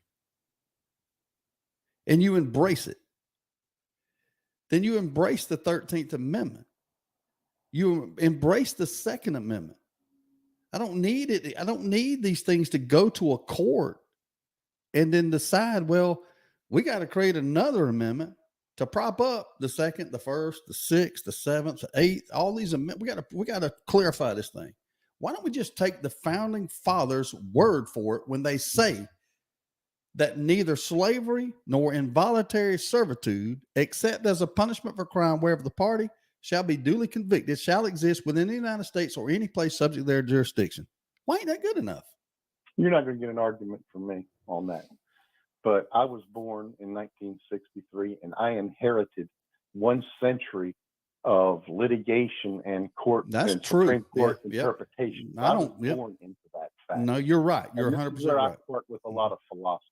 Yeah. It is interesting to glean the philosophical insights on the founders and of the law and historical precedents. They're important. But I'm not going to surrender my forward thinking and my situational awareness of where I'm at in the 21st century. And I'm going to use things like the 14th Amendment to get what the hell I want, what I should have had from the beginning, as you so eloquently point out. That's fair enough. And that's good. That's good. I just differ slightly in that. And I admit this. Your position is far more tenable than mine. Far more. No doubt about it. Let's talk about fishing. I hear you. I'm done with all this. I'm gonna cut you loose because I think I'm gonna get Sam to call in real quick and just since he's a paying sponsor and everything, we should let him talk. You know what I mean? Who? Sam Dennis. Well, I got a question for him too. What's all this commercials going on about house titles? When did a deed become a title? And is this something we need to be worried about?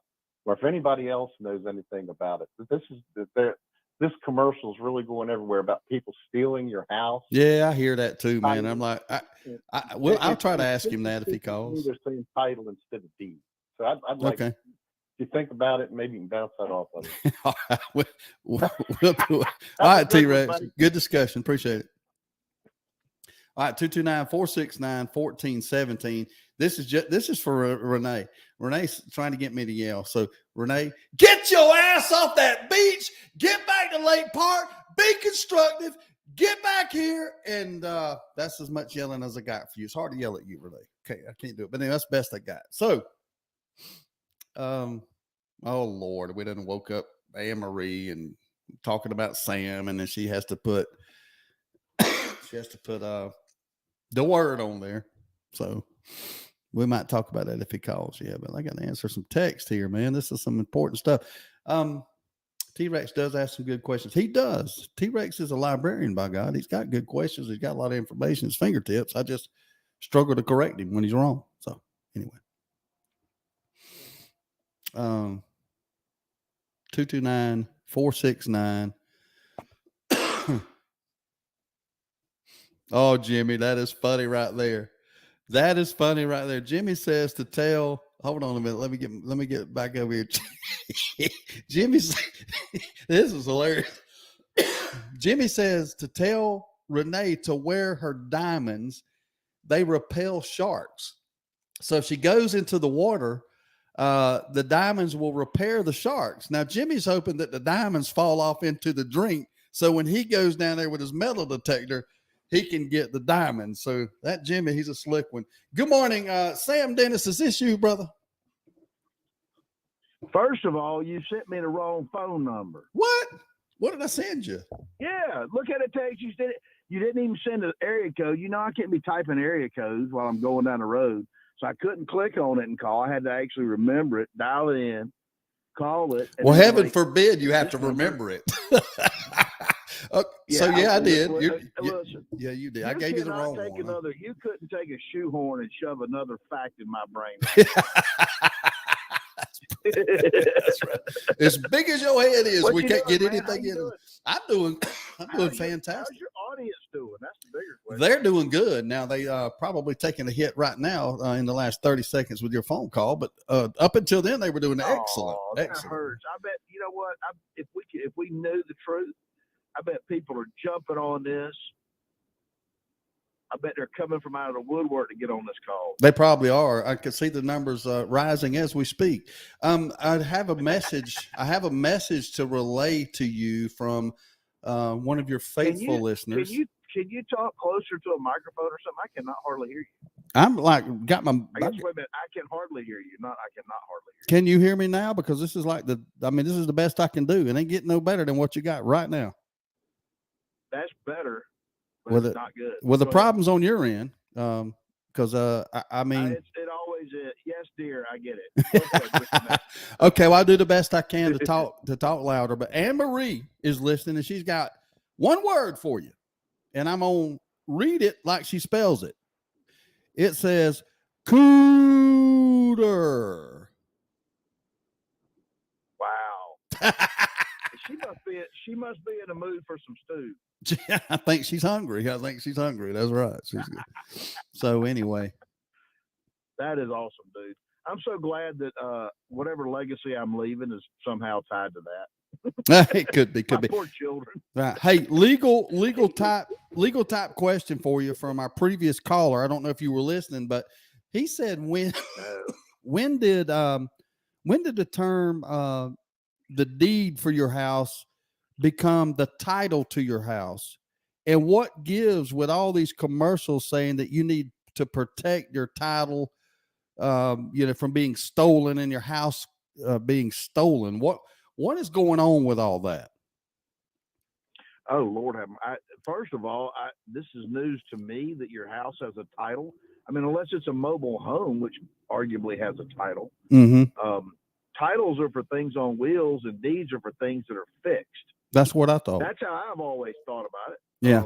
Yeah. So there may be some advertising puffery going on, people trying to get you to buy some stupid service that's, $20 a month, and we'll keep an eye on your warranty deed, or whatever.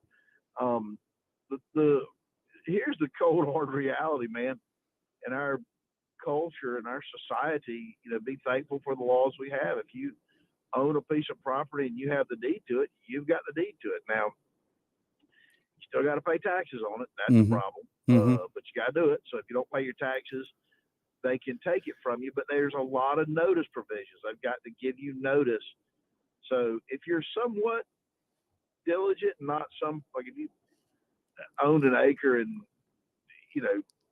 some desert in Arizona and just never went there and never updated your mailing address with them and that sort of thing, then I would think that's the kind of property you could lose to a tax sale or something. Because you weren't paying attention. But if you're paying a little bit of attention, I mean, goodness, you'll be fine. I mean, the law, you can't just take somebody's property. You got to, there's a whole lot of notice, back to substantive due process, right? Notice and an opportunity to be heard. And yeah. I mean, that's why everybody's so up in arms about these search warrants, because you don't have notice. They're violating your rights. You don't have notice. That's right. On the deed to your house, the commercials imply that just an individual, let's just say you got your house there in Valdosta, if it's paid for, some individual maybe in California or Colorado or Texas or South Carolina can somehow obtain your deed and own your house, and you not ever know about it.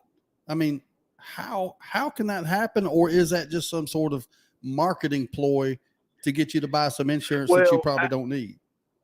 So there's different rules in different states, right? So I can't comment on every rule for every state, but I can tell you this: there are, as an example, in Florida, if the county forecloses on your property in Florida for failure to pay tax, there are some avenues available to people to be able to pay that tax lien off and acquire the property free and clear. That's a possibility.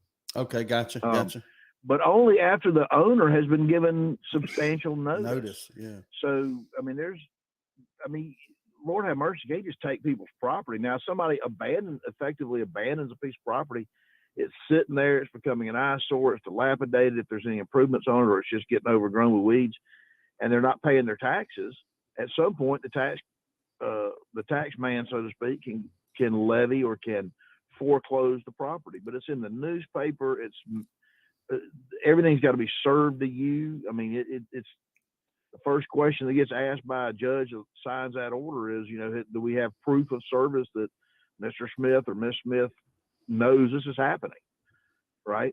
And then they may take the property and then sell it at a tax sale on the courthouse steps, or obviously a foreclosure from a bank if you own a mortgage on it, or owe a mortgage on it. I want to make I've never seen these commercials, but I want to make a slightly different point, if I may. Sure.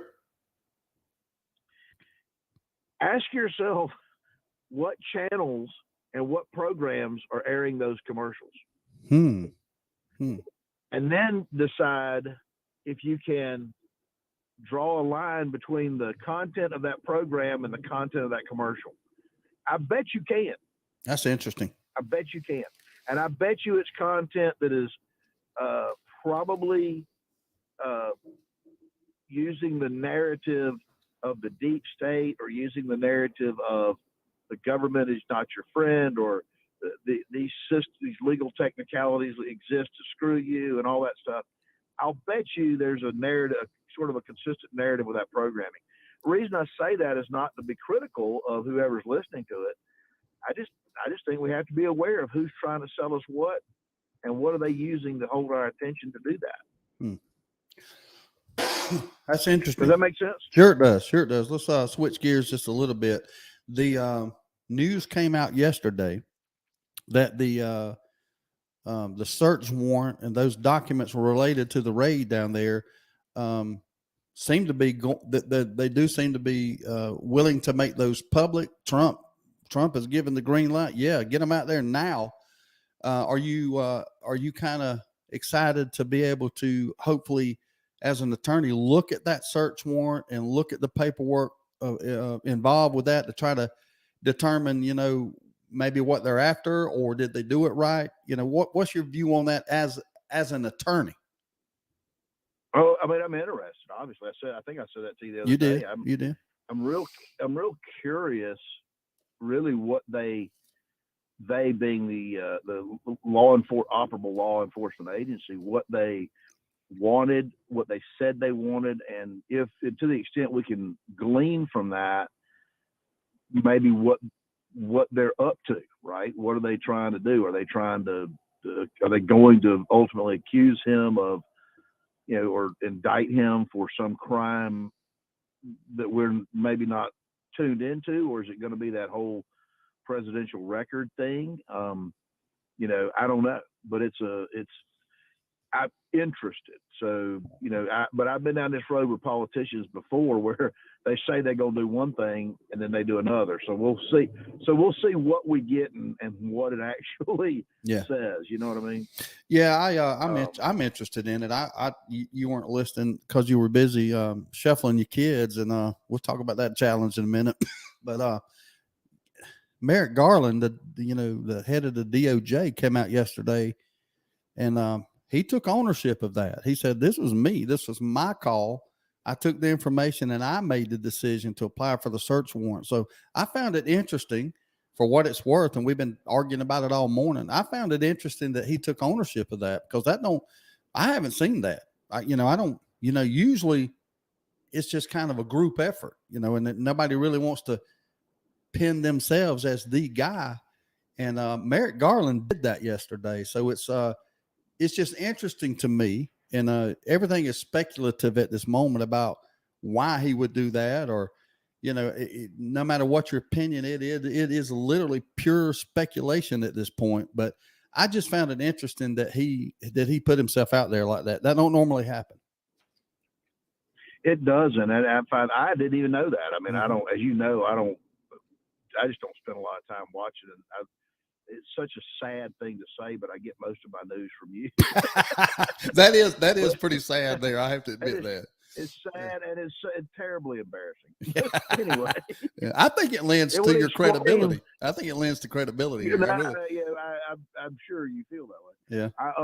But with Garland, though, I will say this. I mean, his reputation in the legal community is extraordinarily high. Like he has a reputation for being very honest and very dedicated and careful and methodical. He's a rule follower. That's right. Yeah, and which is kind of who you want in that role. At the same time, I mean, then of course there'll be politics around the fact that he didn't get confirmed when he was nominated to the Supreme Court and all that, and there'll be all that kind of stuff. And sure.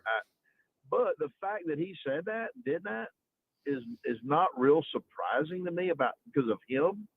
But at the same time, it actually makes me speculate that there's a good chance there's some meat to this, because I don't think he's the kind of fellow that would do that unless he really had good evidence.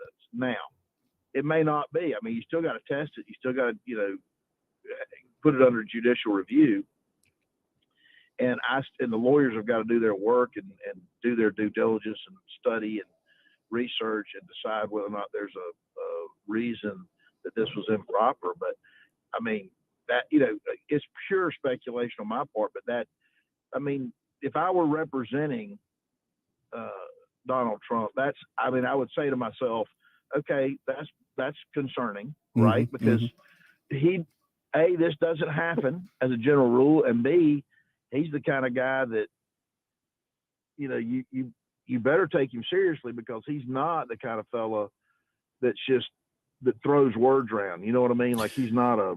That's right. My instinct is he's able to back up whatever he said. Well, there's two courts. You're right. I agree. There's two courts that we've got to satisfy here. There's the court system, the judicial system that we have, and then there's the court of public opinion, and that is politics. You know what I mean? That's what happens. So I'm more interested in what's going on right now than I think I've ever been in my life. Just the dynamic of it. I'm not caught up. I guess I'm caught up in the politics of it because I can see both paths. I said earlier, there's really only two things going on here. Either Merrick Garland is genuinely concerned about what possibly was in that house, and he issued that search warrant, and he's really doing his job, or he's the fall guy to take the heat off those trying to get elected in November. And it's a 50-50 toss up to me, you know, but I believe you're right. And I think because we don't know, we have to say it's 50-50, but man, I'm speculating. So it's, sure. And that's what we're doing. That caveat, that's right. But he doesn't seem like the kind of guy, you know, Rudy Giuliani, total fog. He doesn't care. He'll say whatever. You know, I mean, fill in the blank. I'm not saying that because he's, you know, a Republican or whatever. You can find them out there, right? I mean, there are plenty of people that'll say whatever. But Merrick Garland does not strike me as someone who would ever do that. But I didn't think Bill Barr was either, but I actually believed he was during his tenure as AG. So, we'll just have to see, right? I mean, I don't know what to expect, but we definitely just have to wait, be patient, and see what's going on when we see the warrants and or charges. I just hope. Can I ask you?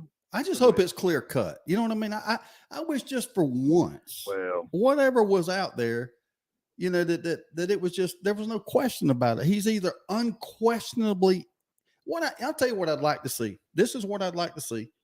If there's something down there that's terrible, you know, concerning nuclear protocols or where our nukes are stored, or if there's something of that magnitude, I hope it's crystal clear that they can prove that he took it and that he did it and that he is held accountable and prosecuted. And on the same token, I hope that if there's nothing there, that Merrick Garland stands up and says, look, I acted on the information I had to, because it was dealing with a very sensitive subject, but thank God we didn't find anything. I'd like to apologize to the Trumps for the disruption. And then I would like to see Trump get up there. Hey, you know, I didn't like it. I hated it, but they did the right thing. They did what they should do, and let's move on. But it ain't going to be that cut and dry. What's going to happen is if they find those documents, they're going to, you know, the people on the right are going to start saying that they were planted there, that there's no way Trump took them. The FBI planted it there when they were raided because they wouldn't let the attorney be president. You know, they stuck them there and that water's going to get muddy. Or on the flip side of that, there's going to be, you know, an argument the other way that muddies the water. You follow what I'm saying? I just wish that we could get to some clear cut. God, are you kidding me? I appreciate that you want that, and I do too. I mean, I love clear-cut decisions when you have them, or problems that have a clear-cut solution. They're just rare. But no matter what, I mean, look, there ain't nobody going to apologize for anything. That's number one. Number two, I mean, they're already creating talking points depending on what program you watch or what news station you watch.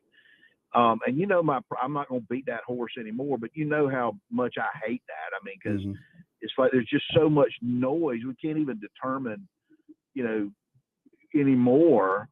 Like I don't even know how to explain this. Like we have gone from the left saying defund the police to now the right saying defund the FBI. And I'm like, what are we doing? I don't even understand like what's going on in our country right now. Because I do understand it, but I'm just saying like we are at such a divisive place in history.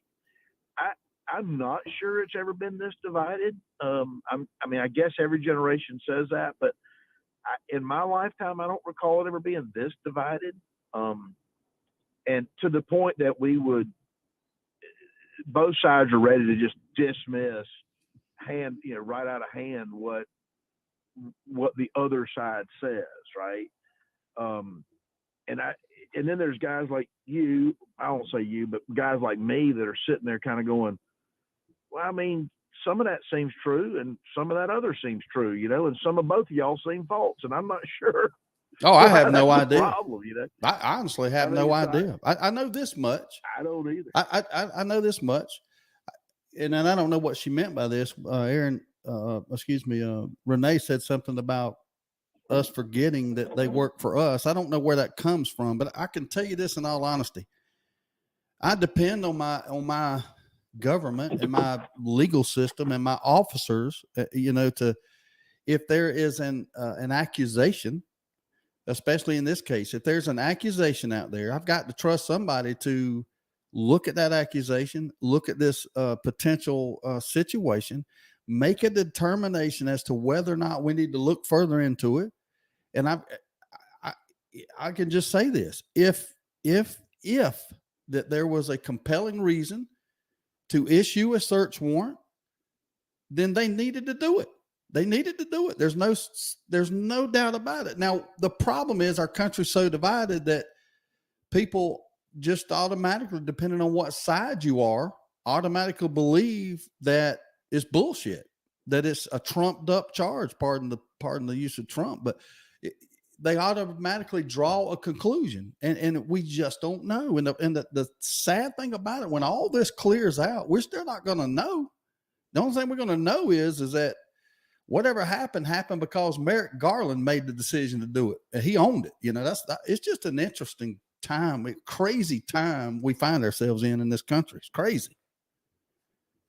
It is, and I think that we all as citizens definitely need to be patient and and I think we need to be thinking like what you just said, and I think that's really fair, and it's the right way. And even let's pretend that we fast forward 2 years, and for in some weird moment in history, Donald Trump gets prosecuted and is convicted.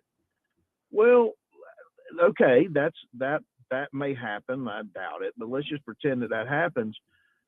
We ought to, as citizens, we ought to all try to inform ourselves as to why and what was the evidence and that sort of thing, and still be open to the idea that maybe it's a wrongful conviction. I'm good with, I have no problems asking the next question about whatever we're talking about, right? Right.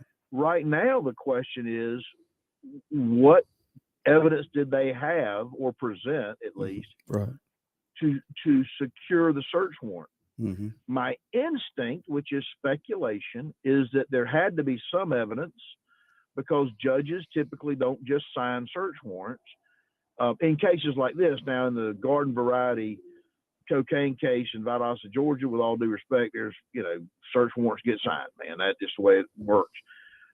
But in a case like this, when everybody's going to be looking at that warrant and nitpicking it and talking heads all over the country and blah, blah, blah, my instinct is there's probably something very valid there. Mm-hmm. But there may not be. I mean, I want to look at it. I would want to look at it. My instinct says that. And with Merrick Garland taking the full weight of it, the full responsibility for it, again, my instinct, right? It says that things are probably subject to it. I'm saying all that to say that, but I'm still not convinced. I need to look at the warrant and the return as to what they took. And then you got to ask yourself the next question after that: if they make a formal charge, are the people that are looking at the documents they seized drawing the correct conclusion from that document or those documents? And one of those questions has to be a chain of custody question, which of course will be a question of fact for jurors to decide if that's how you test whether records are planted or not, or evidence is planted or not. Right. And the good news is there are systems in place, albeit imperfect systems, but there are systems in place to answer all the next good questions. And all those questions are good questions. They're great questions. And I mean, we as a country supposed to do that in every single criminal case there is ask those questions and sift through it. And oftentimes jurors, vote not guilty correctly, even though they may actually believe the defendant is guilty. Yeah. But because the evidence isn't there, or because the evidence doesn't have the proper chain of custody, or because the investigation was sloppy, or fill in the blank, right? I'll tell you, as a citizen, I'm kind of excited about this whole moment, because I think it's going to be very educational for a lot of people. Mm-hmm. And I don't mean educational like people need to be, schooled. I just mean it's such a famous sort of example of what happens in our legal system on an almost daily basis. Yeah. Well, I would say on a daily basis. Oh yeah. That's right. Yeah. And so if it's happening on a daily basis, I like it that people are learning about this, because it's relevant when you may or may not be on jury duty, right? Or if you have a family member that suffers a search or something. I mean, you follow what I'm saying? Mm-hmm. Let me ask you this.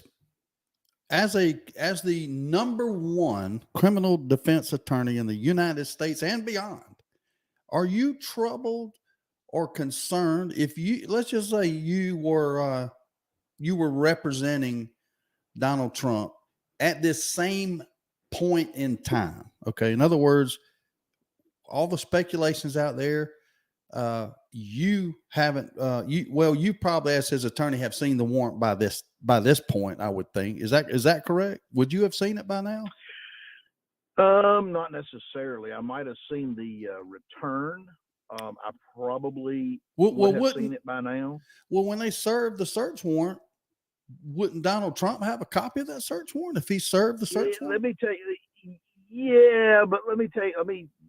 You know, it is very unusual for a client to come to your office after a search warrant's been executed and have all the documents. I got you. Okay. And we can speculate as to why that, did the client lose half of them, That's or did right. the law enforcement only leave pieces of them? Yeah, I got you. And typically, I'm chasing them down at the courthouse and having to fight through. I got you. All the open records request issues and all that stuff. But the short answer is probably yes. Okay. All right. So you're his attorney. Legally, I'm supposed to, but right. You're his attorney at this stage in the game, and you find out that the judge, it was a magistrate court judge that signed off on the search warrant. Now the information has come out that judge was a donor to the Obama campaign and the Biden campaign to the tune of thousands of dollars. As his criminal defense attorney, are you in front of a microphone pointing to that, or is it irrelevant or unuseful? Is it useful? How would you handle that information? It's relevant. It's very useful, in my opinion. Would I be in front of a microphone? I don't know. I'd have to analyze really the warrant itself, because just because the guy may not be a supporter of Donald Trump doesn't mean he got it wrong. Right. Okay. And so he may have still gotten it right. And again, in these situations, my instinct would be that he got it right because he knew that somebody was going to raise that issue. Right. Sure. Sure. Now, unless it is just rank politics, and if that's the case, I mean, then we got other problems to worry about. But I don't typically that isn't the way things like that typically work. And United States federal magistrates across the board are generally very good. I mean, they don't get appointed because they don't know what they're doing. You know what I mean? And so, as a general rule, magistrates are really good. They know what they're doing. And plus, this isn't, with all due respect, this ain't rocket science, right? It's a reasonable belief that there is evidence of a crime, and it's based upon these following facts, and there's a reasonable belief that the evidence of that crime is in that location, and we need to be able to get in there and look for it. I mean, that's really, you know what I mean? Like, it's a pretty low burden. So, is it always? It's not hard. Go ahead. Is it always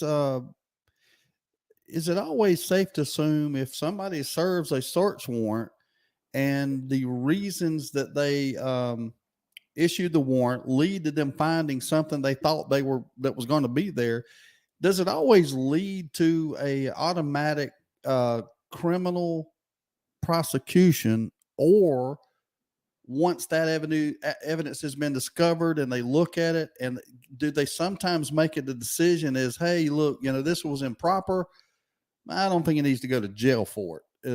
Is that a possibility, or is your gut tell you they're trying to find something to put him in jail for?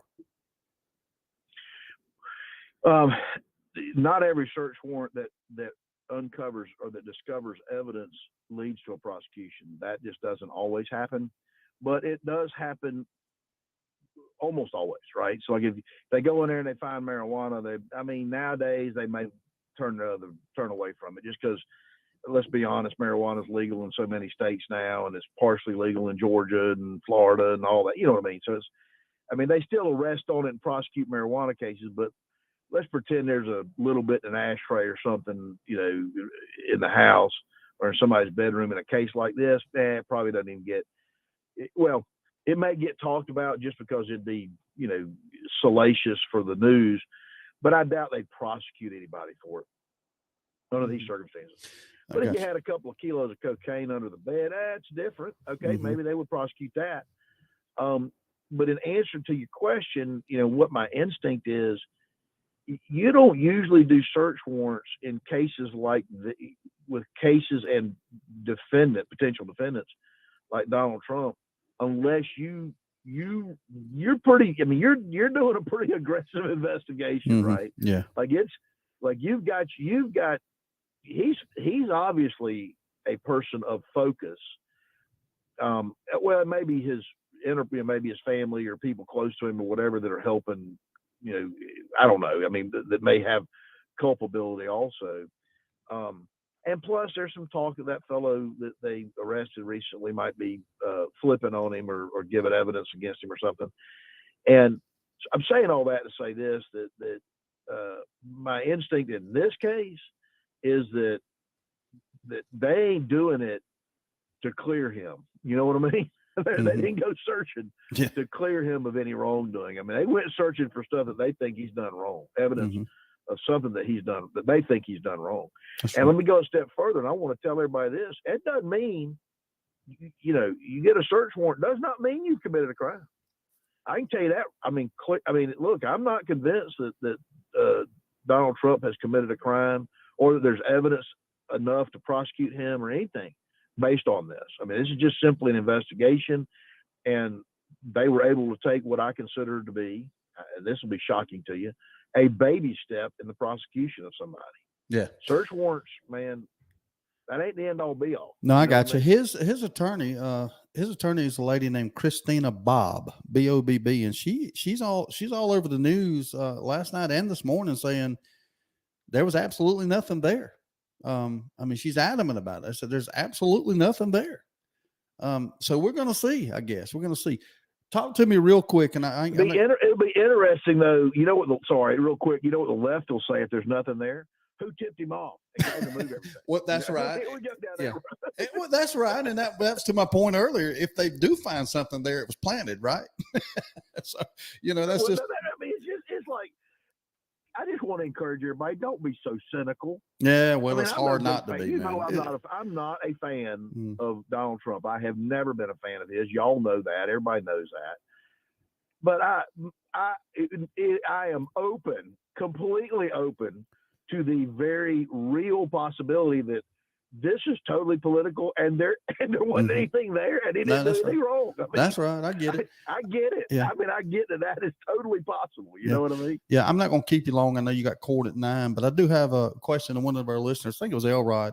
Talk to us about fruits of the poison tree, because that's something that may or may not be at play here, right?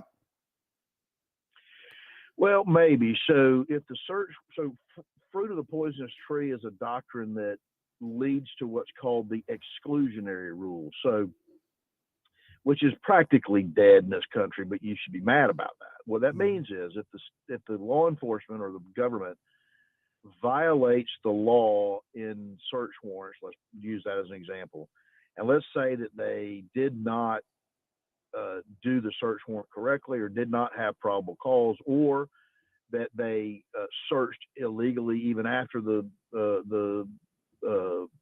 search warrant was entered or whatever. All right. What that means is if they discover evidence that based on a bad search warrant, then that evidence is considered fruit of a poisonous tree. And the poisonous tree is the bad warrant or the bad law enforcement behavior.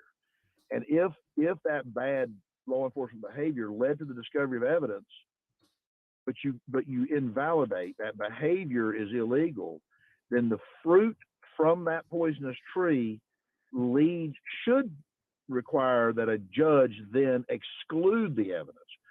Doesn't mean the evidence isn't still relevant. Doesn't mean the evidence still isn't evidence. It just means you can't use it in a prosecution because you screwed up.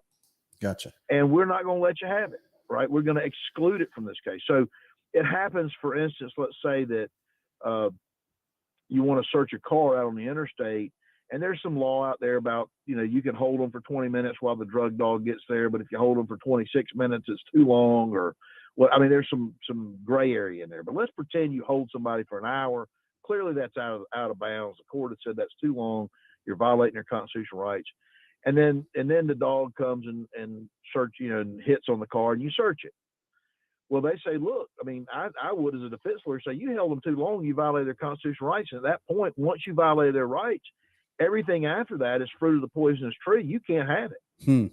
Right? Now, they don't give us our cocaine back, okay? But at the end of the day, That's right. At the end of the day, they can't use it to prosecute you. So in a motion hearing, you move to suppress that evidence, and if the judge follows the law and what I just said is true, and we've got case law that shows that, then the judge has to, even though we all may be fully believing that this person's guilty of smuggling cocaine or whatever, then the fruit of that poisonous behavior, the fruit of the poisonous tree, leads us to the exclusionary rule, which means you've got to exclude it, Judge. And if they exclude at that point, you've got no evidence, so you can't prosecute us at that point. And the cases, generally speaking, would be over. So that's why constitutional rights are, can be important to a criminal defendant. But for us, some people may be listening to this and go, well, that doesn't seem right if he gets away with smuggling cocaine. Well, I mean, it ain't right, and that's why you want to absolutely encourage law enforcement to do it correctly, right? Right, that's right. And you also want to make sure that law, and most of our law enforcement around here does do it correctly. I mean, we see issues, that come up, but it's usually not the result of over aggressiveness or not caring or just totally thwarting the rule of law. It's usually some innocent mistake that a police officer makes. Sure. And that's okay. That happens. We still hold them accountable. Sure. Just like the guy that misses the pop fly in the World Series. You may love him as a player, but if he misses the pop fly, he gets the error, right? That's exactly right. And so the same thing happens in our world. But I don't want people to get nervous about somebody getting away, so to speak, because A, that doesn't happen very often, and B, when it does, a lot of people learn a lot of valuable lessons, and it really makes our system stronger, in my opinion, because we want our constitutional rights. You and I do. We want them. And we said it since the day we opened this country, right? Even if 100 guilty people go free, save one innocent person. Yeah. Right? Yeah. So I mean, we don't need to be all freaked out about that as a culture. Right. I don't think. No, I don't need. Two small questions. I'm gonna let you get there, I promise. This is funny to me. One question is, and Jimmy just landed a 6 pound, 15 ounce bass, by the way. So good job, Jimmy. Look here now. I know. That is Sam Dennis's role for live fish catching. That's right. That's right. On Freedom with Steve Nichols. That's right. Was OJ guilty? This is a question from a listener. You asked that. It's funny you asked that. Yeah. Up until a few weeks ago, I really thought I would have said absolutely. But there's this new theory out there about his son. Have you heard this? I have not. There's a new theory out there about his son who's got this weird, and I didn't even know he had a difference. And this may be me clicking on bait. I don't even know if it's true. So I got do your own research on this. I have no idea, but I would have said beyond all doubt in my mind he was guilty for 25 years, right? Right.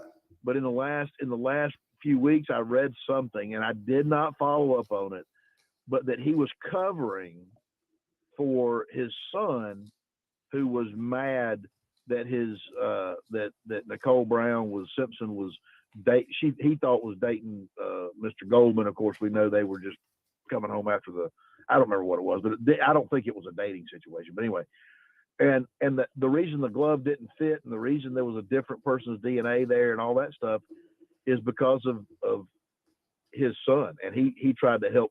They think he tried to help his son clean things up a little bit, but I'm not saying that's true. I'm saying I think there's a book or something that's just been written about that. So, I don't know. Like I said earlier, man, even though somebody is convicted or acquitted or, whatever,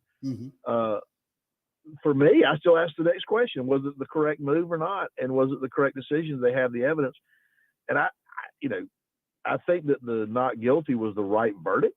Mm-hmm. I really do, because I think there was plenty of reasonable doubt in that case. But dude, this whole other story makes me go, well, I want to read more about that. Yeah, I got you.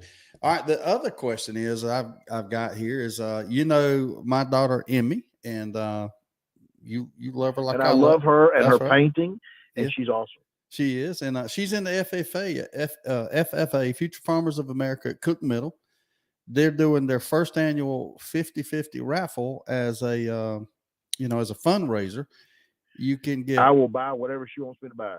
Okay, well, I'll go ahead and tell her teacher to get $10,000 worth of tickets ready, and I'll just pick a check up later today.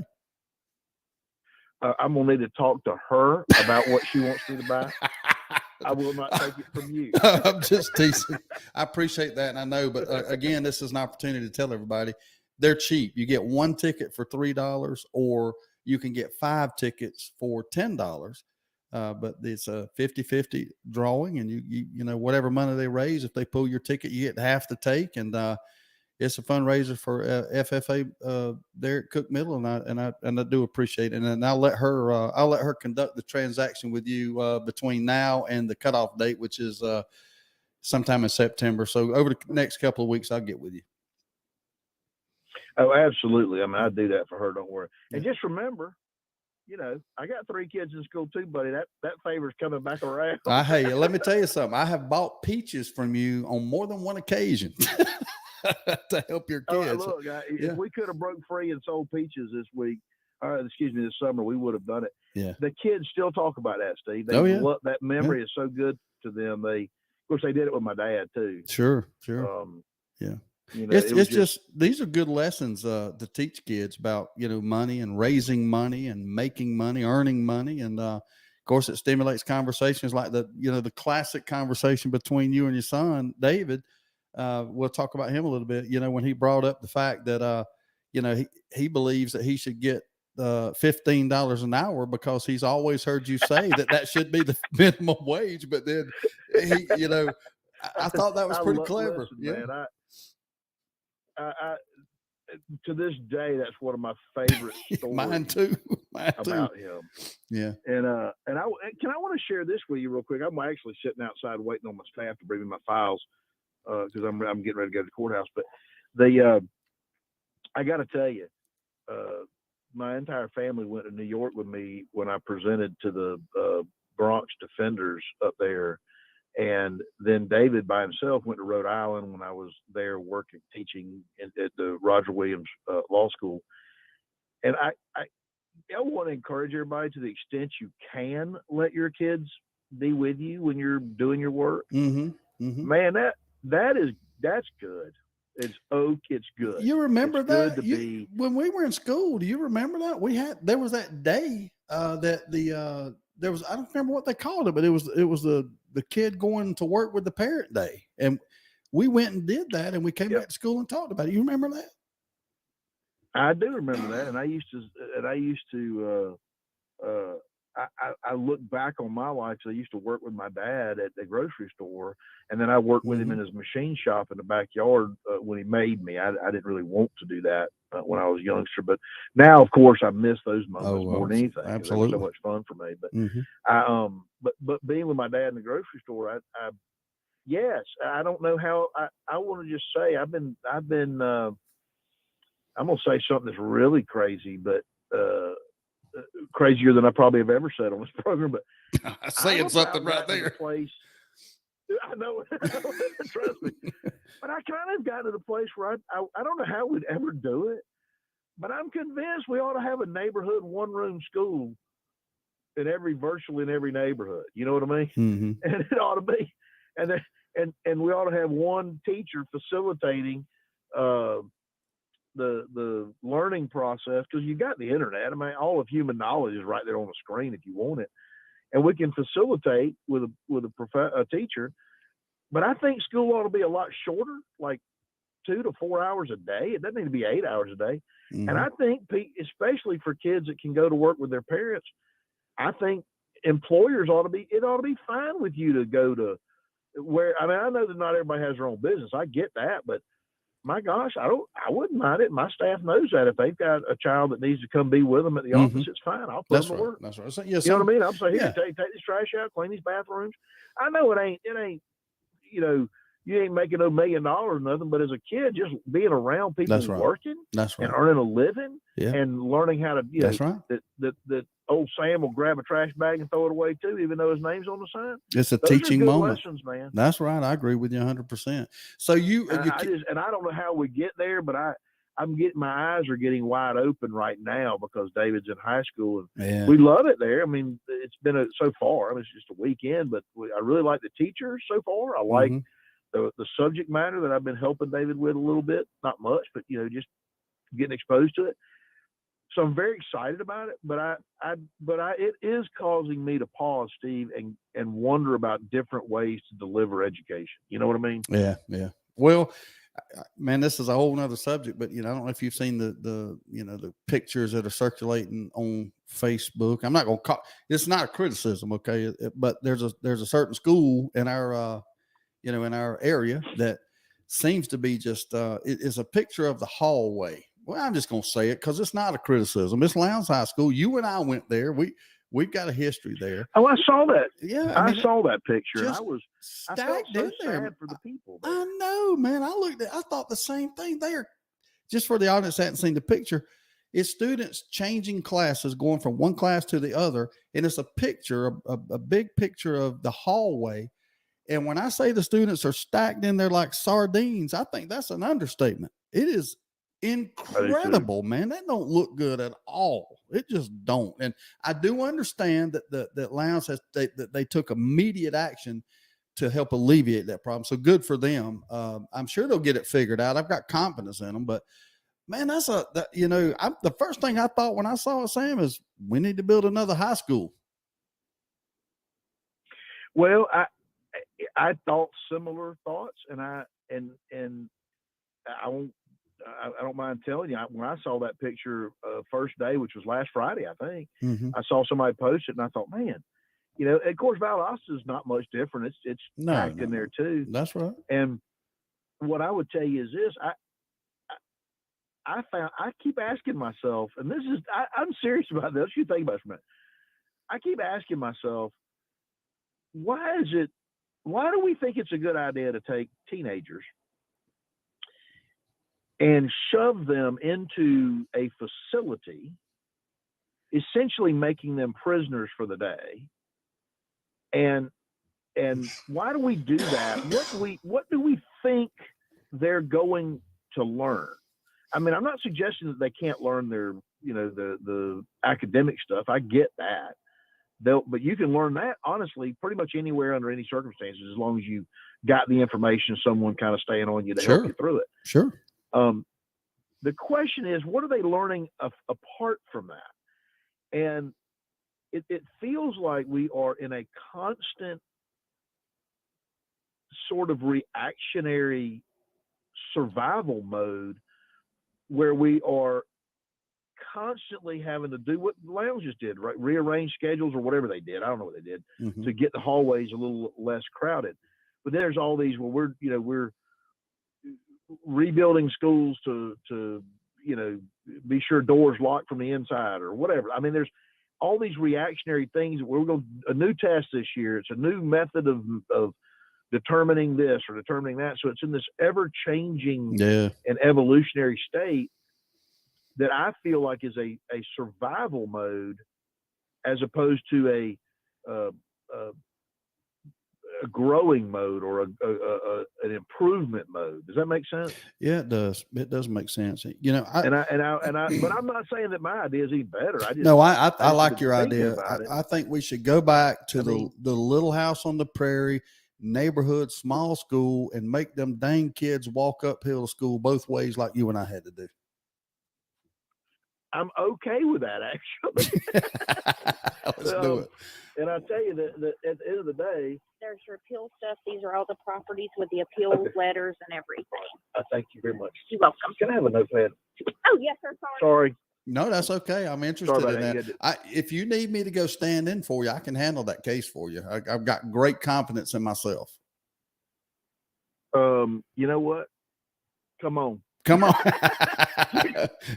My client may not like it, but I honestly, Stephen, I know I'll never see anything like that in my lifetime, but I look at like the relative size of the class at St. John's and the fact that every time you turn around, parents are the ones serving the lunches and parents are the ones helping on the playground and parents are the ones that, yeah, of course, we'll show up and help raise money at this fundraiser or whatever. And I don't see, most of us parents are not mad about anything. And a lot of people at St. John's, don't actually or cannot actually pay tuition. There's scholarship programs and all that. So, I mean, it's not like it's a financial thing, it's just that there's a common set of values there typically because of our religion and what have you. And the thought about all that I'm making is that feels more right to me than just taking every kid in the county, separate them in two groups and shoving them into these institutions. Something about that model doesn't seem okay to me. I agree. What do you, I know you're probably driving to the courthouse now, so you got a few minutes, I would assume. No, I'm waiting. They're bringing me a notepad, so I need something. Oh, that's right. That's right. Do you think we should have a choice? I mean, it's a political thing, and I don't want it to be a political thing. I mean, do you think everybody should have a choice as to where and how they educate their children? It's just a broad question. It's not a political question. I mean, I want to put my child where I want to put them, and we can, but there's a big if. You can do that if you have the money to do that. If you've got the money, or if you qualify. Well, that's right. And there's an extra copy of it too. All right. Thank you so much for your help. Ask Sam for a raise. Yeah. You deserve a raise. Get a raise. Well, the good news is I want to tell you something funny, and then I do want to talk about the choice issue, but this is funny to me. I literally went to court this week, and I had a client that was charged with DUI, and I got the DUI case dismissed because of a constitutional issue in the stop. And so we talked about that a minute ago, and we literally got the case dismissed. And one of my did y'all go drink a beer like, together? Did y'all go celebrate? Drink a like, beer? Did you drink a beer and celebrate? No. I don't drink it. I mean, I used to have one socially with folks, but heck, I don't even do that anymore. I got you. I don't know if it's just me getting older or what, but it just ain't my thing anymore. But I will tell you this, my entire staff was like unimpressed with me. Really? They were like, well, we knew you'd do that. And I'm like, what do you mean you knew? How about, I'd like an attaboy every now and then. That's right. Yeah, and I they got all you. roll their eyes like, okay, attaboy. They've come to expect, as they said, we expect this from you. I said, okay, I appreciate that. That is funny there. Hey, let me ask you this. This gives me a hard time, but school choice. Let me say it real quick. Okay, yeah, go ahead. That's my answer. Yeah. I think, but I worry about people that would not be necessarily be able to afford it.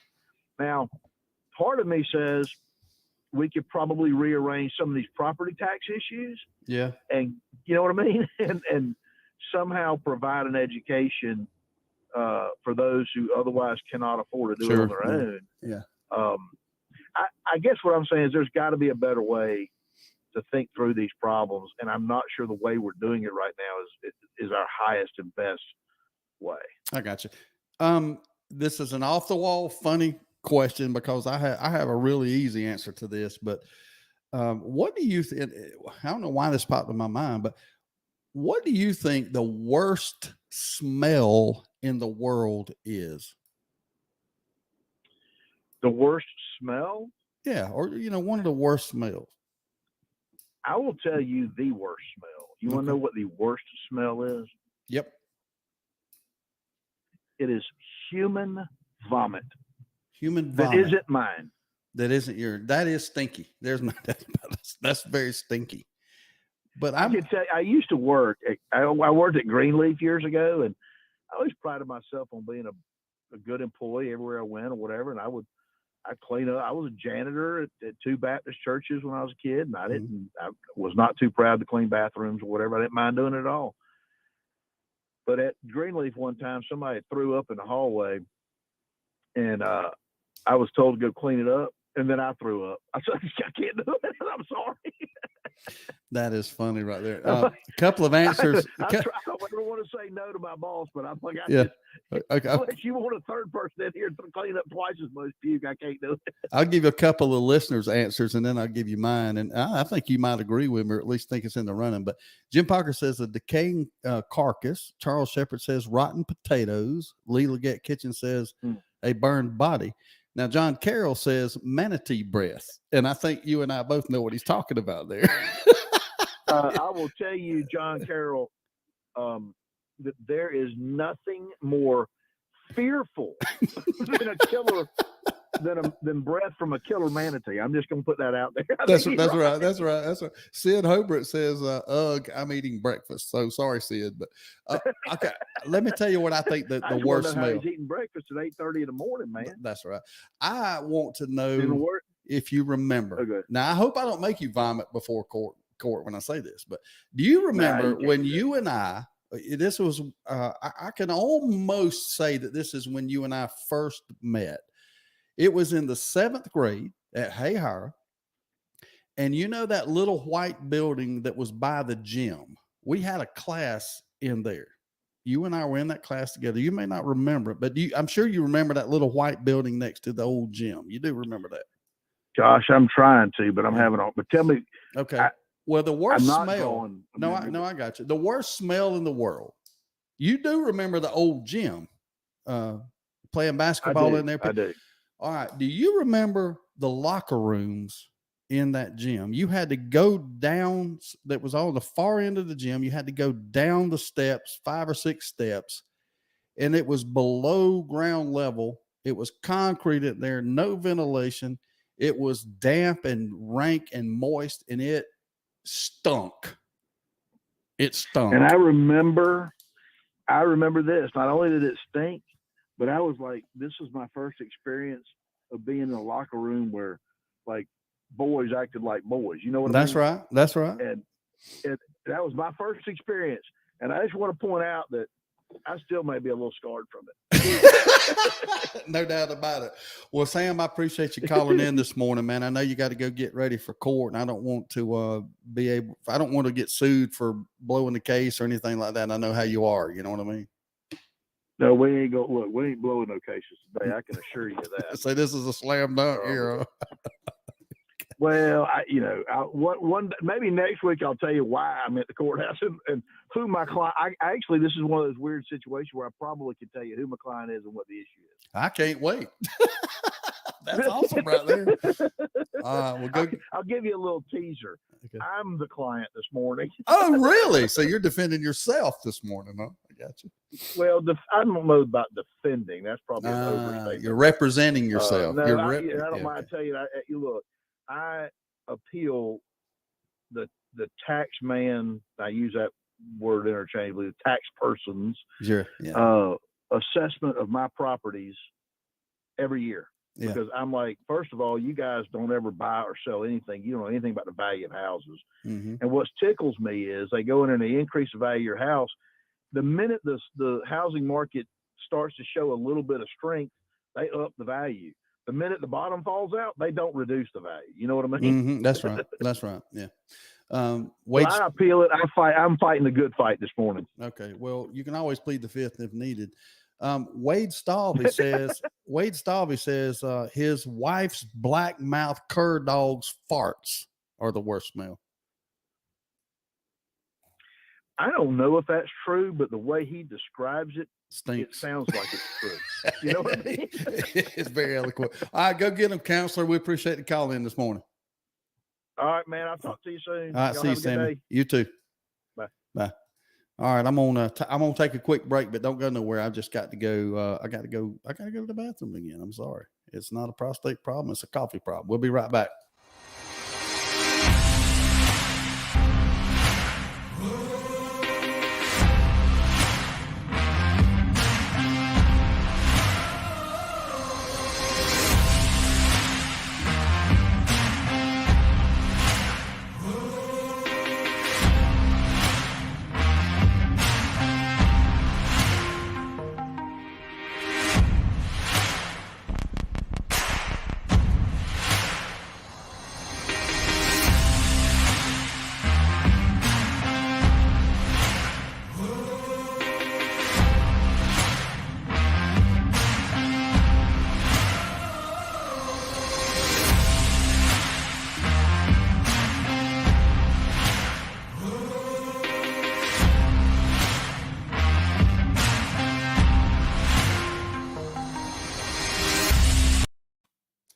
back on Freedom with Steve Nichols. Appreciate y'all hanging out. If you got something you want to talk about, no matter what it is, call 229-469-1417. Good morning, caller. You're on the Valdosta Transmission Hotline. What's on your mind today? Hey. Hello. Good morning, bud. Hey, man. What's happening? So I want to read y'all something and tell me if y'all remember who said this. This is a quote, which actually is actually an insert from a speech. Okay. You just have to flood the country's public square with enough raw sewage. You just have to raise enough questions, spread enough dirt, plant enough conspiracy theorizing that the citizens no longer know what to believe. Once they lose trust in their leaders, mainstream media, and political institutions, and in each other, in the possibility of truth, the game is won. That could be a number of people. George Soros, Karl Marx. It could be a bunch of Barack Obama. Man, that don't surprise me neither. I mean, considering he was a Bill Ayers disciple, so makes perfect sense. Not Jimmy, but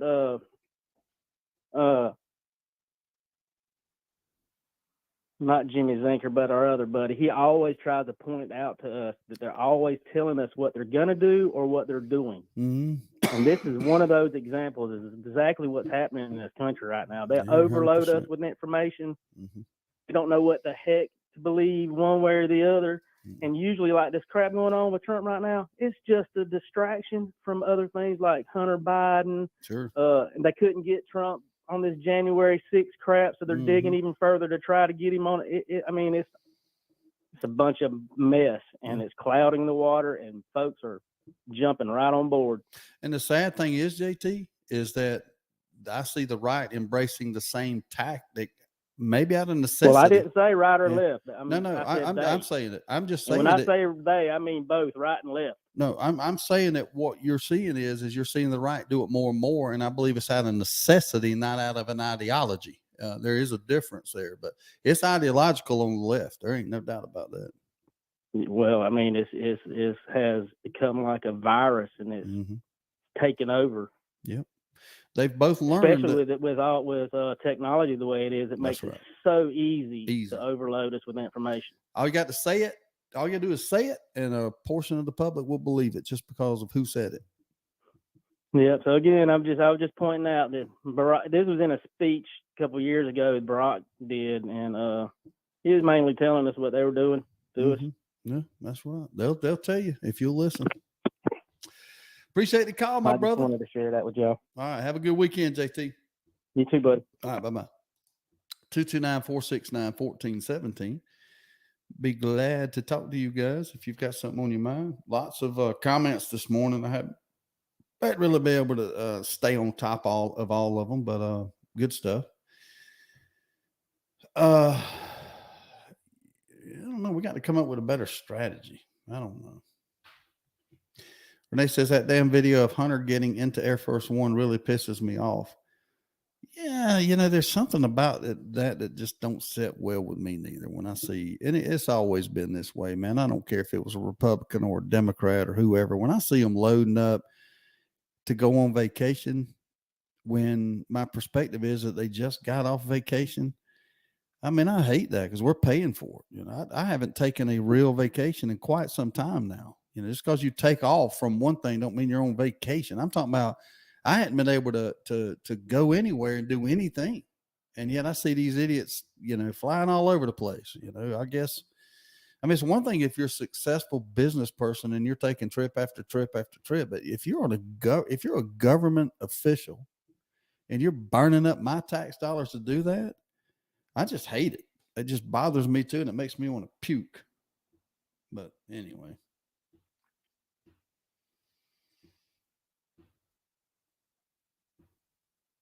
John Ford says, it's funny how all the people on the left are evil, but Trump is not. I don't even understand that. It's divided. 50% of the country thinks Trump is evil, and the other 50% think that Biden's evil. The ones that think Biden's evil probably don't think Trump's evil. And the one that thinks Trump is evil probably don't think that Biden is. What's funny about that? That's politics. That's the way we are. We're divided. Tree cutting at the new Dairy Queen location, Lake Park. Surprised environmentalists were not there protesting. Well, now ain't the time to protest on that. That was at the council meeting, and I think there was some protest about that going up. Not necessarily by the tree huggers, but there was some definite protest. And it was very spirited resistance there, but it went in anyway. Tony Bennett says, makes me even madder that taxpayer dollars support them, and they're here. Yeah, I agree. Matt Sermon says, Tony Bennett, what's sad is most Americans don't want to remember. Aaron Spikes, the tornado gravy had bacon bits in it. I don't know what that is. Hunter's a sick freak. Yeah, I mean, it there's a lot of people there that's got problems, with drugs and gambling or, other stuff, cocaine, it's the addiction's horrible and it's sad. Good morning, caller. You're on the Valdosta Transmission Hotline. What's on your mind? Morning, Steve. What's going on, man? Not much. Just had a day off. Thought I would listen to you the whole 3 hours. Well, good deal. I hope you've Yeah, I hope you've enjoyed your day off, and I hope that you've enjoyed the 3 hours. Yes, thank you. Hopefully you won't hang up on me this morning. We'll see. Maybe not. I don't know. We'll see how it goes. I mean, we don't know how. Yep, there you go. Steve, I don't know where you get your numbers about 50%. Thanks. Biden's evil. 50%. Thanks. Trump's evil. You're probably not far off, but I'm basing it. Steve, I'm basing it solely on the election. About half the country is for one, and half the country is for the other. So I mean, that's pretty hard to refute that. But anyway. Well, it's not that I'll refute it. I just add, and maybe you'll agree, but there's a large part of this country that think both of them just need to go away. Well, I don't disagree with that. I sure don't. I think there is, but I think the problem is we only have two choices: the R or the D. Well, you're right. And now we're right. We don't know who the R is going to be as far as president goes in 2024. Most speculated to be Trump, but at the end of it, you and I'll have two choices. It'll be an R and or D, and then that's the way we are, man. Hey, before I go, because I know you're short on time, I will give my opinion about this whole Trump Mar-a-Lago FBI thing, because I know your audience is just dying to know what I think. What do you think? Man, I think this is a bunch of silly nonsense, man. I mean, your audience, and you got to play with them a little bit. I get that. You got to make money. You got to have a show. I get that. So I don't blame you. But, man, like you said, the right is just making this so silly. We don't live in the constitutional republic anymore. If they can do this to Trump, they can do it to me and you. Man, why don't they calm down and let's just, like you and Sam said, I love it. Y'all said it. Let's just see what comes of this, and let's do that instead of rushing to judgment. He didn't do nothing. He did. I think your audience is never going to believe anything bad about Trump, and there's a large part of the left that's never going to believe anything good about Trump. So I agree with you and Sam when y'all said this is a silly times, and it's crazy, man. Oh no, it is crazy, and I'm perfectly willing. I'm perfectly willing to wait and see, what the search warrant says and see what they found. But I think at the same time, speculation is what drives the court of public opinion. We're all forming theories and hypotheses, and that's fine too. I don't have a problem. I can separate the two. The problem is confidence. If the shoe was on the other foot, and if it was Joe Biden in this situation, and we're looking at a raid of his house, people would be doing the same thing. They'd be speculating. Why is it nefarious? Is the other side just simply on a witch hunt? I mean, all these things would still be out there. I mean, it happened in the Hillary Clinton investigation. What I want people to do, or what I long for, is if the evidence comes out, I just wish whatever it was or it was not would be unquestionable. And I think that we've reached a point in our country where we're never going to see that again. We're always going to question it.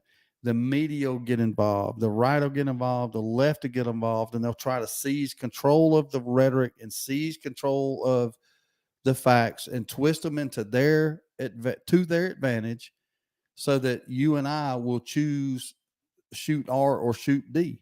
And I think both are equally guilty of that.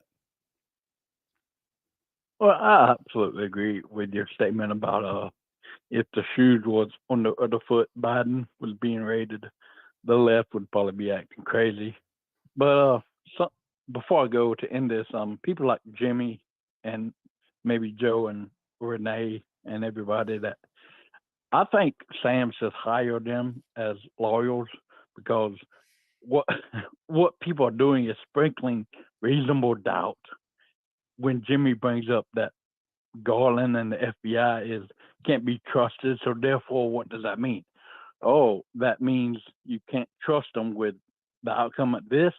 They're playing lawyer, and they're good at it. Don't get me wrong, but I mean, it's just I agree. I mean, ain't nothing wrong with speculation, like I said, but I think some people can take it overboard. But yeah, I mean, I think for the most part, people are trying to sprinkle doubt on this thing so they can't believe the outcome. Either way, like I said, either way.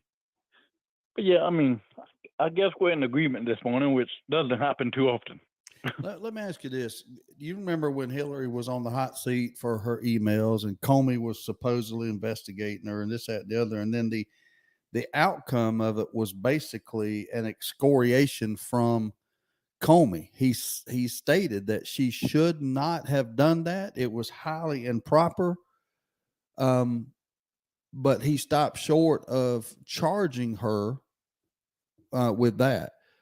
Would you be okay that if the outcome of this investigation into Trump, Merrick Garland does the same thing with Trump and says, he did this, this, and this, but it doesn't warrant prosecution. He shouldn't have done it, but it doesn't warrant prosecution. Are you okay with that? Well, quick answer. I'm with you. I believe. I think Hillary should have been locked up if she broke the law. Like you said, if she did something wrong, she should have paid. Mm-hmm. Now, going back to your original question, if it comes out they just get on Trump, said, you're bad, don't do it again. Mm-hmm. Am I okay with it in the sense of, do I think he should be punished, go to jail or prison? I think he should, but if they decide to just, like I said, talk to him, I'm okay with it, because, be honest with you, Steve, this does not affect my life. So, I'm not too big into it. But yeah, I'll be fine with it. 10-4, John. Appreciate the call, man. Have a good weekend. You too. All right, bye.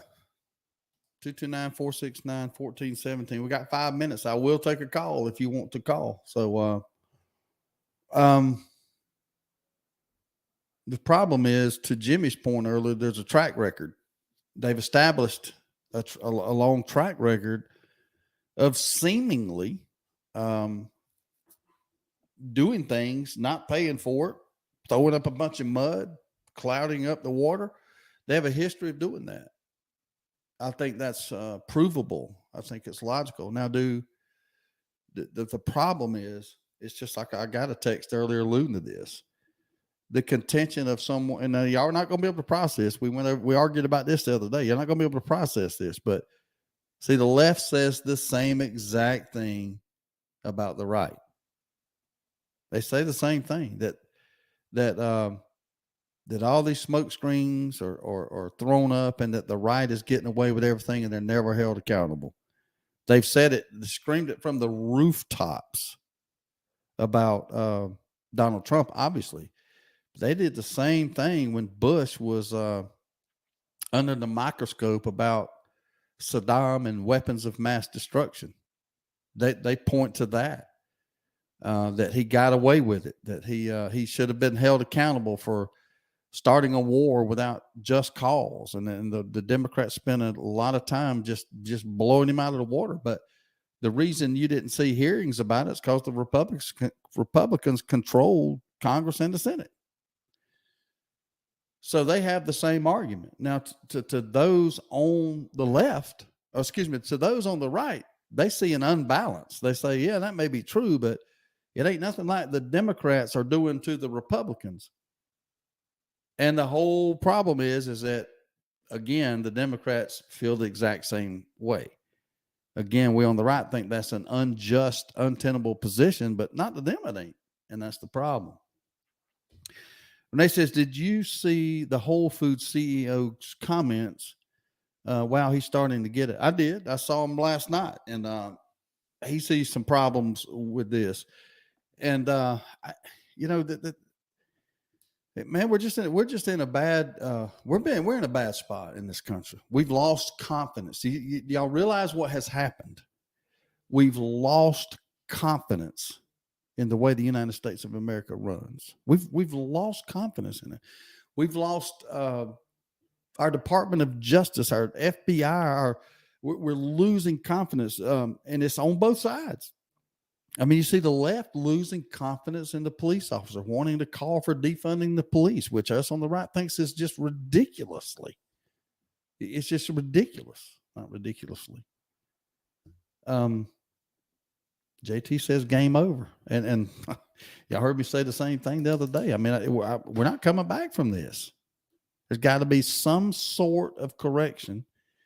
And what that correction looks like, excuse me, I just don't know. I just don't know. So we'll fight that battle till the Lord comes back, right? I don't know. Joe says, so long as there are people who think the John Fords of this world are rational and people like Jimmy and I are the ones who sow confusion, the nation is lost. I mean, that's kind of the way it's been since 1776, right? There's been those who think one side's irrational and the other's rational. I think that's been going on forever. He says, you misunderstand. I mean, yeah, if someone breaks the law, they should be punished. But if they just get talked to, then yeah, that's not right to me. But I just don't take it to the level of you on the right and the left, John says. To me, it's, John says, I mean, Joe says, what does the correction look like? It looks like revival. The problem is, will a revival take place? I don't think it's going to. I just think it's all going to get worse and worse and worse. Will it get worse and then get better before Jesus comes back? I don't know. I have no idea. It's a terrible situation we find ourselves in. It just, I don't see no way. I don't see no way to come back from it. I don't see no clear path. I see ways that we could do it. I don't see those ways as being, have very much hope in those ways, or coming true.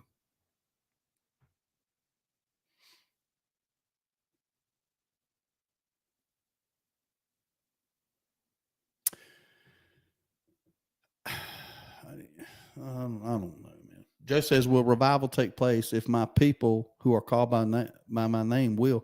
Yeah, that's true. What I'm saying is, I don't think the country, we're not all going to get on the page. There'll be those that have the revival, and then those are lost. That's written, right? So anyway, Renee says, and I'm about to get out of here. Renee says, I take this seriously because I absolutely love this country, John, and I'm willing to learn ways to fight. I want my child and granddaughter to live free. Amen. All right, y'all have a great weekend. It's been fun. We'll be back Monday morning, 6 a.m. And hopefully we'll see if Joe's going to try to get up and running Monday. But if we have a little glitch or something, he'll be up and running Tuesday, I hope. So we're close. We'll keep you posted on that. Y'all have a great day. You've been listening to Freedom with Steve Nichols, available at YouTube, the Discord app, Facebook, and also at freedomnetworks.com. Y'all have a great weekend. See you. Bye.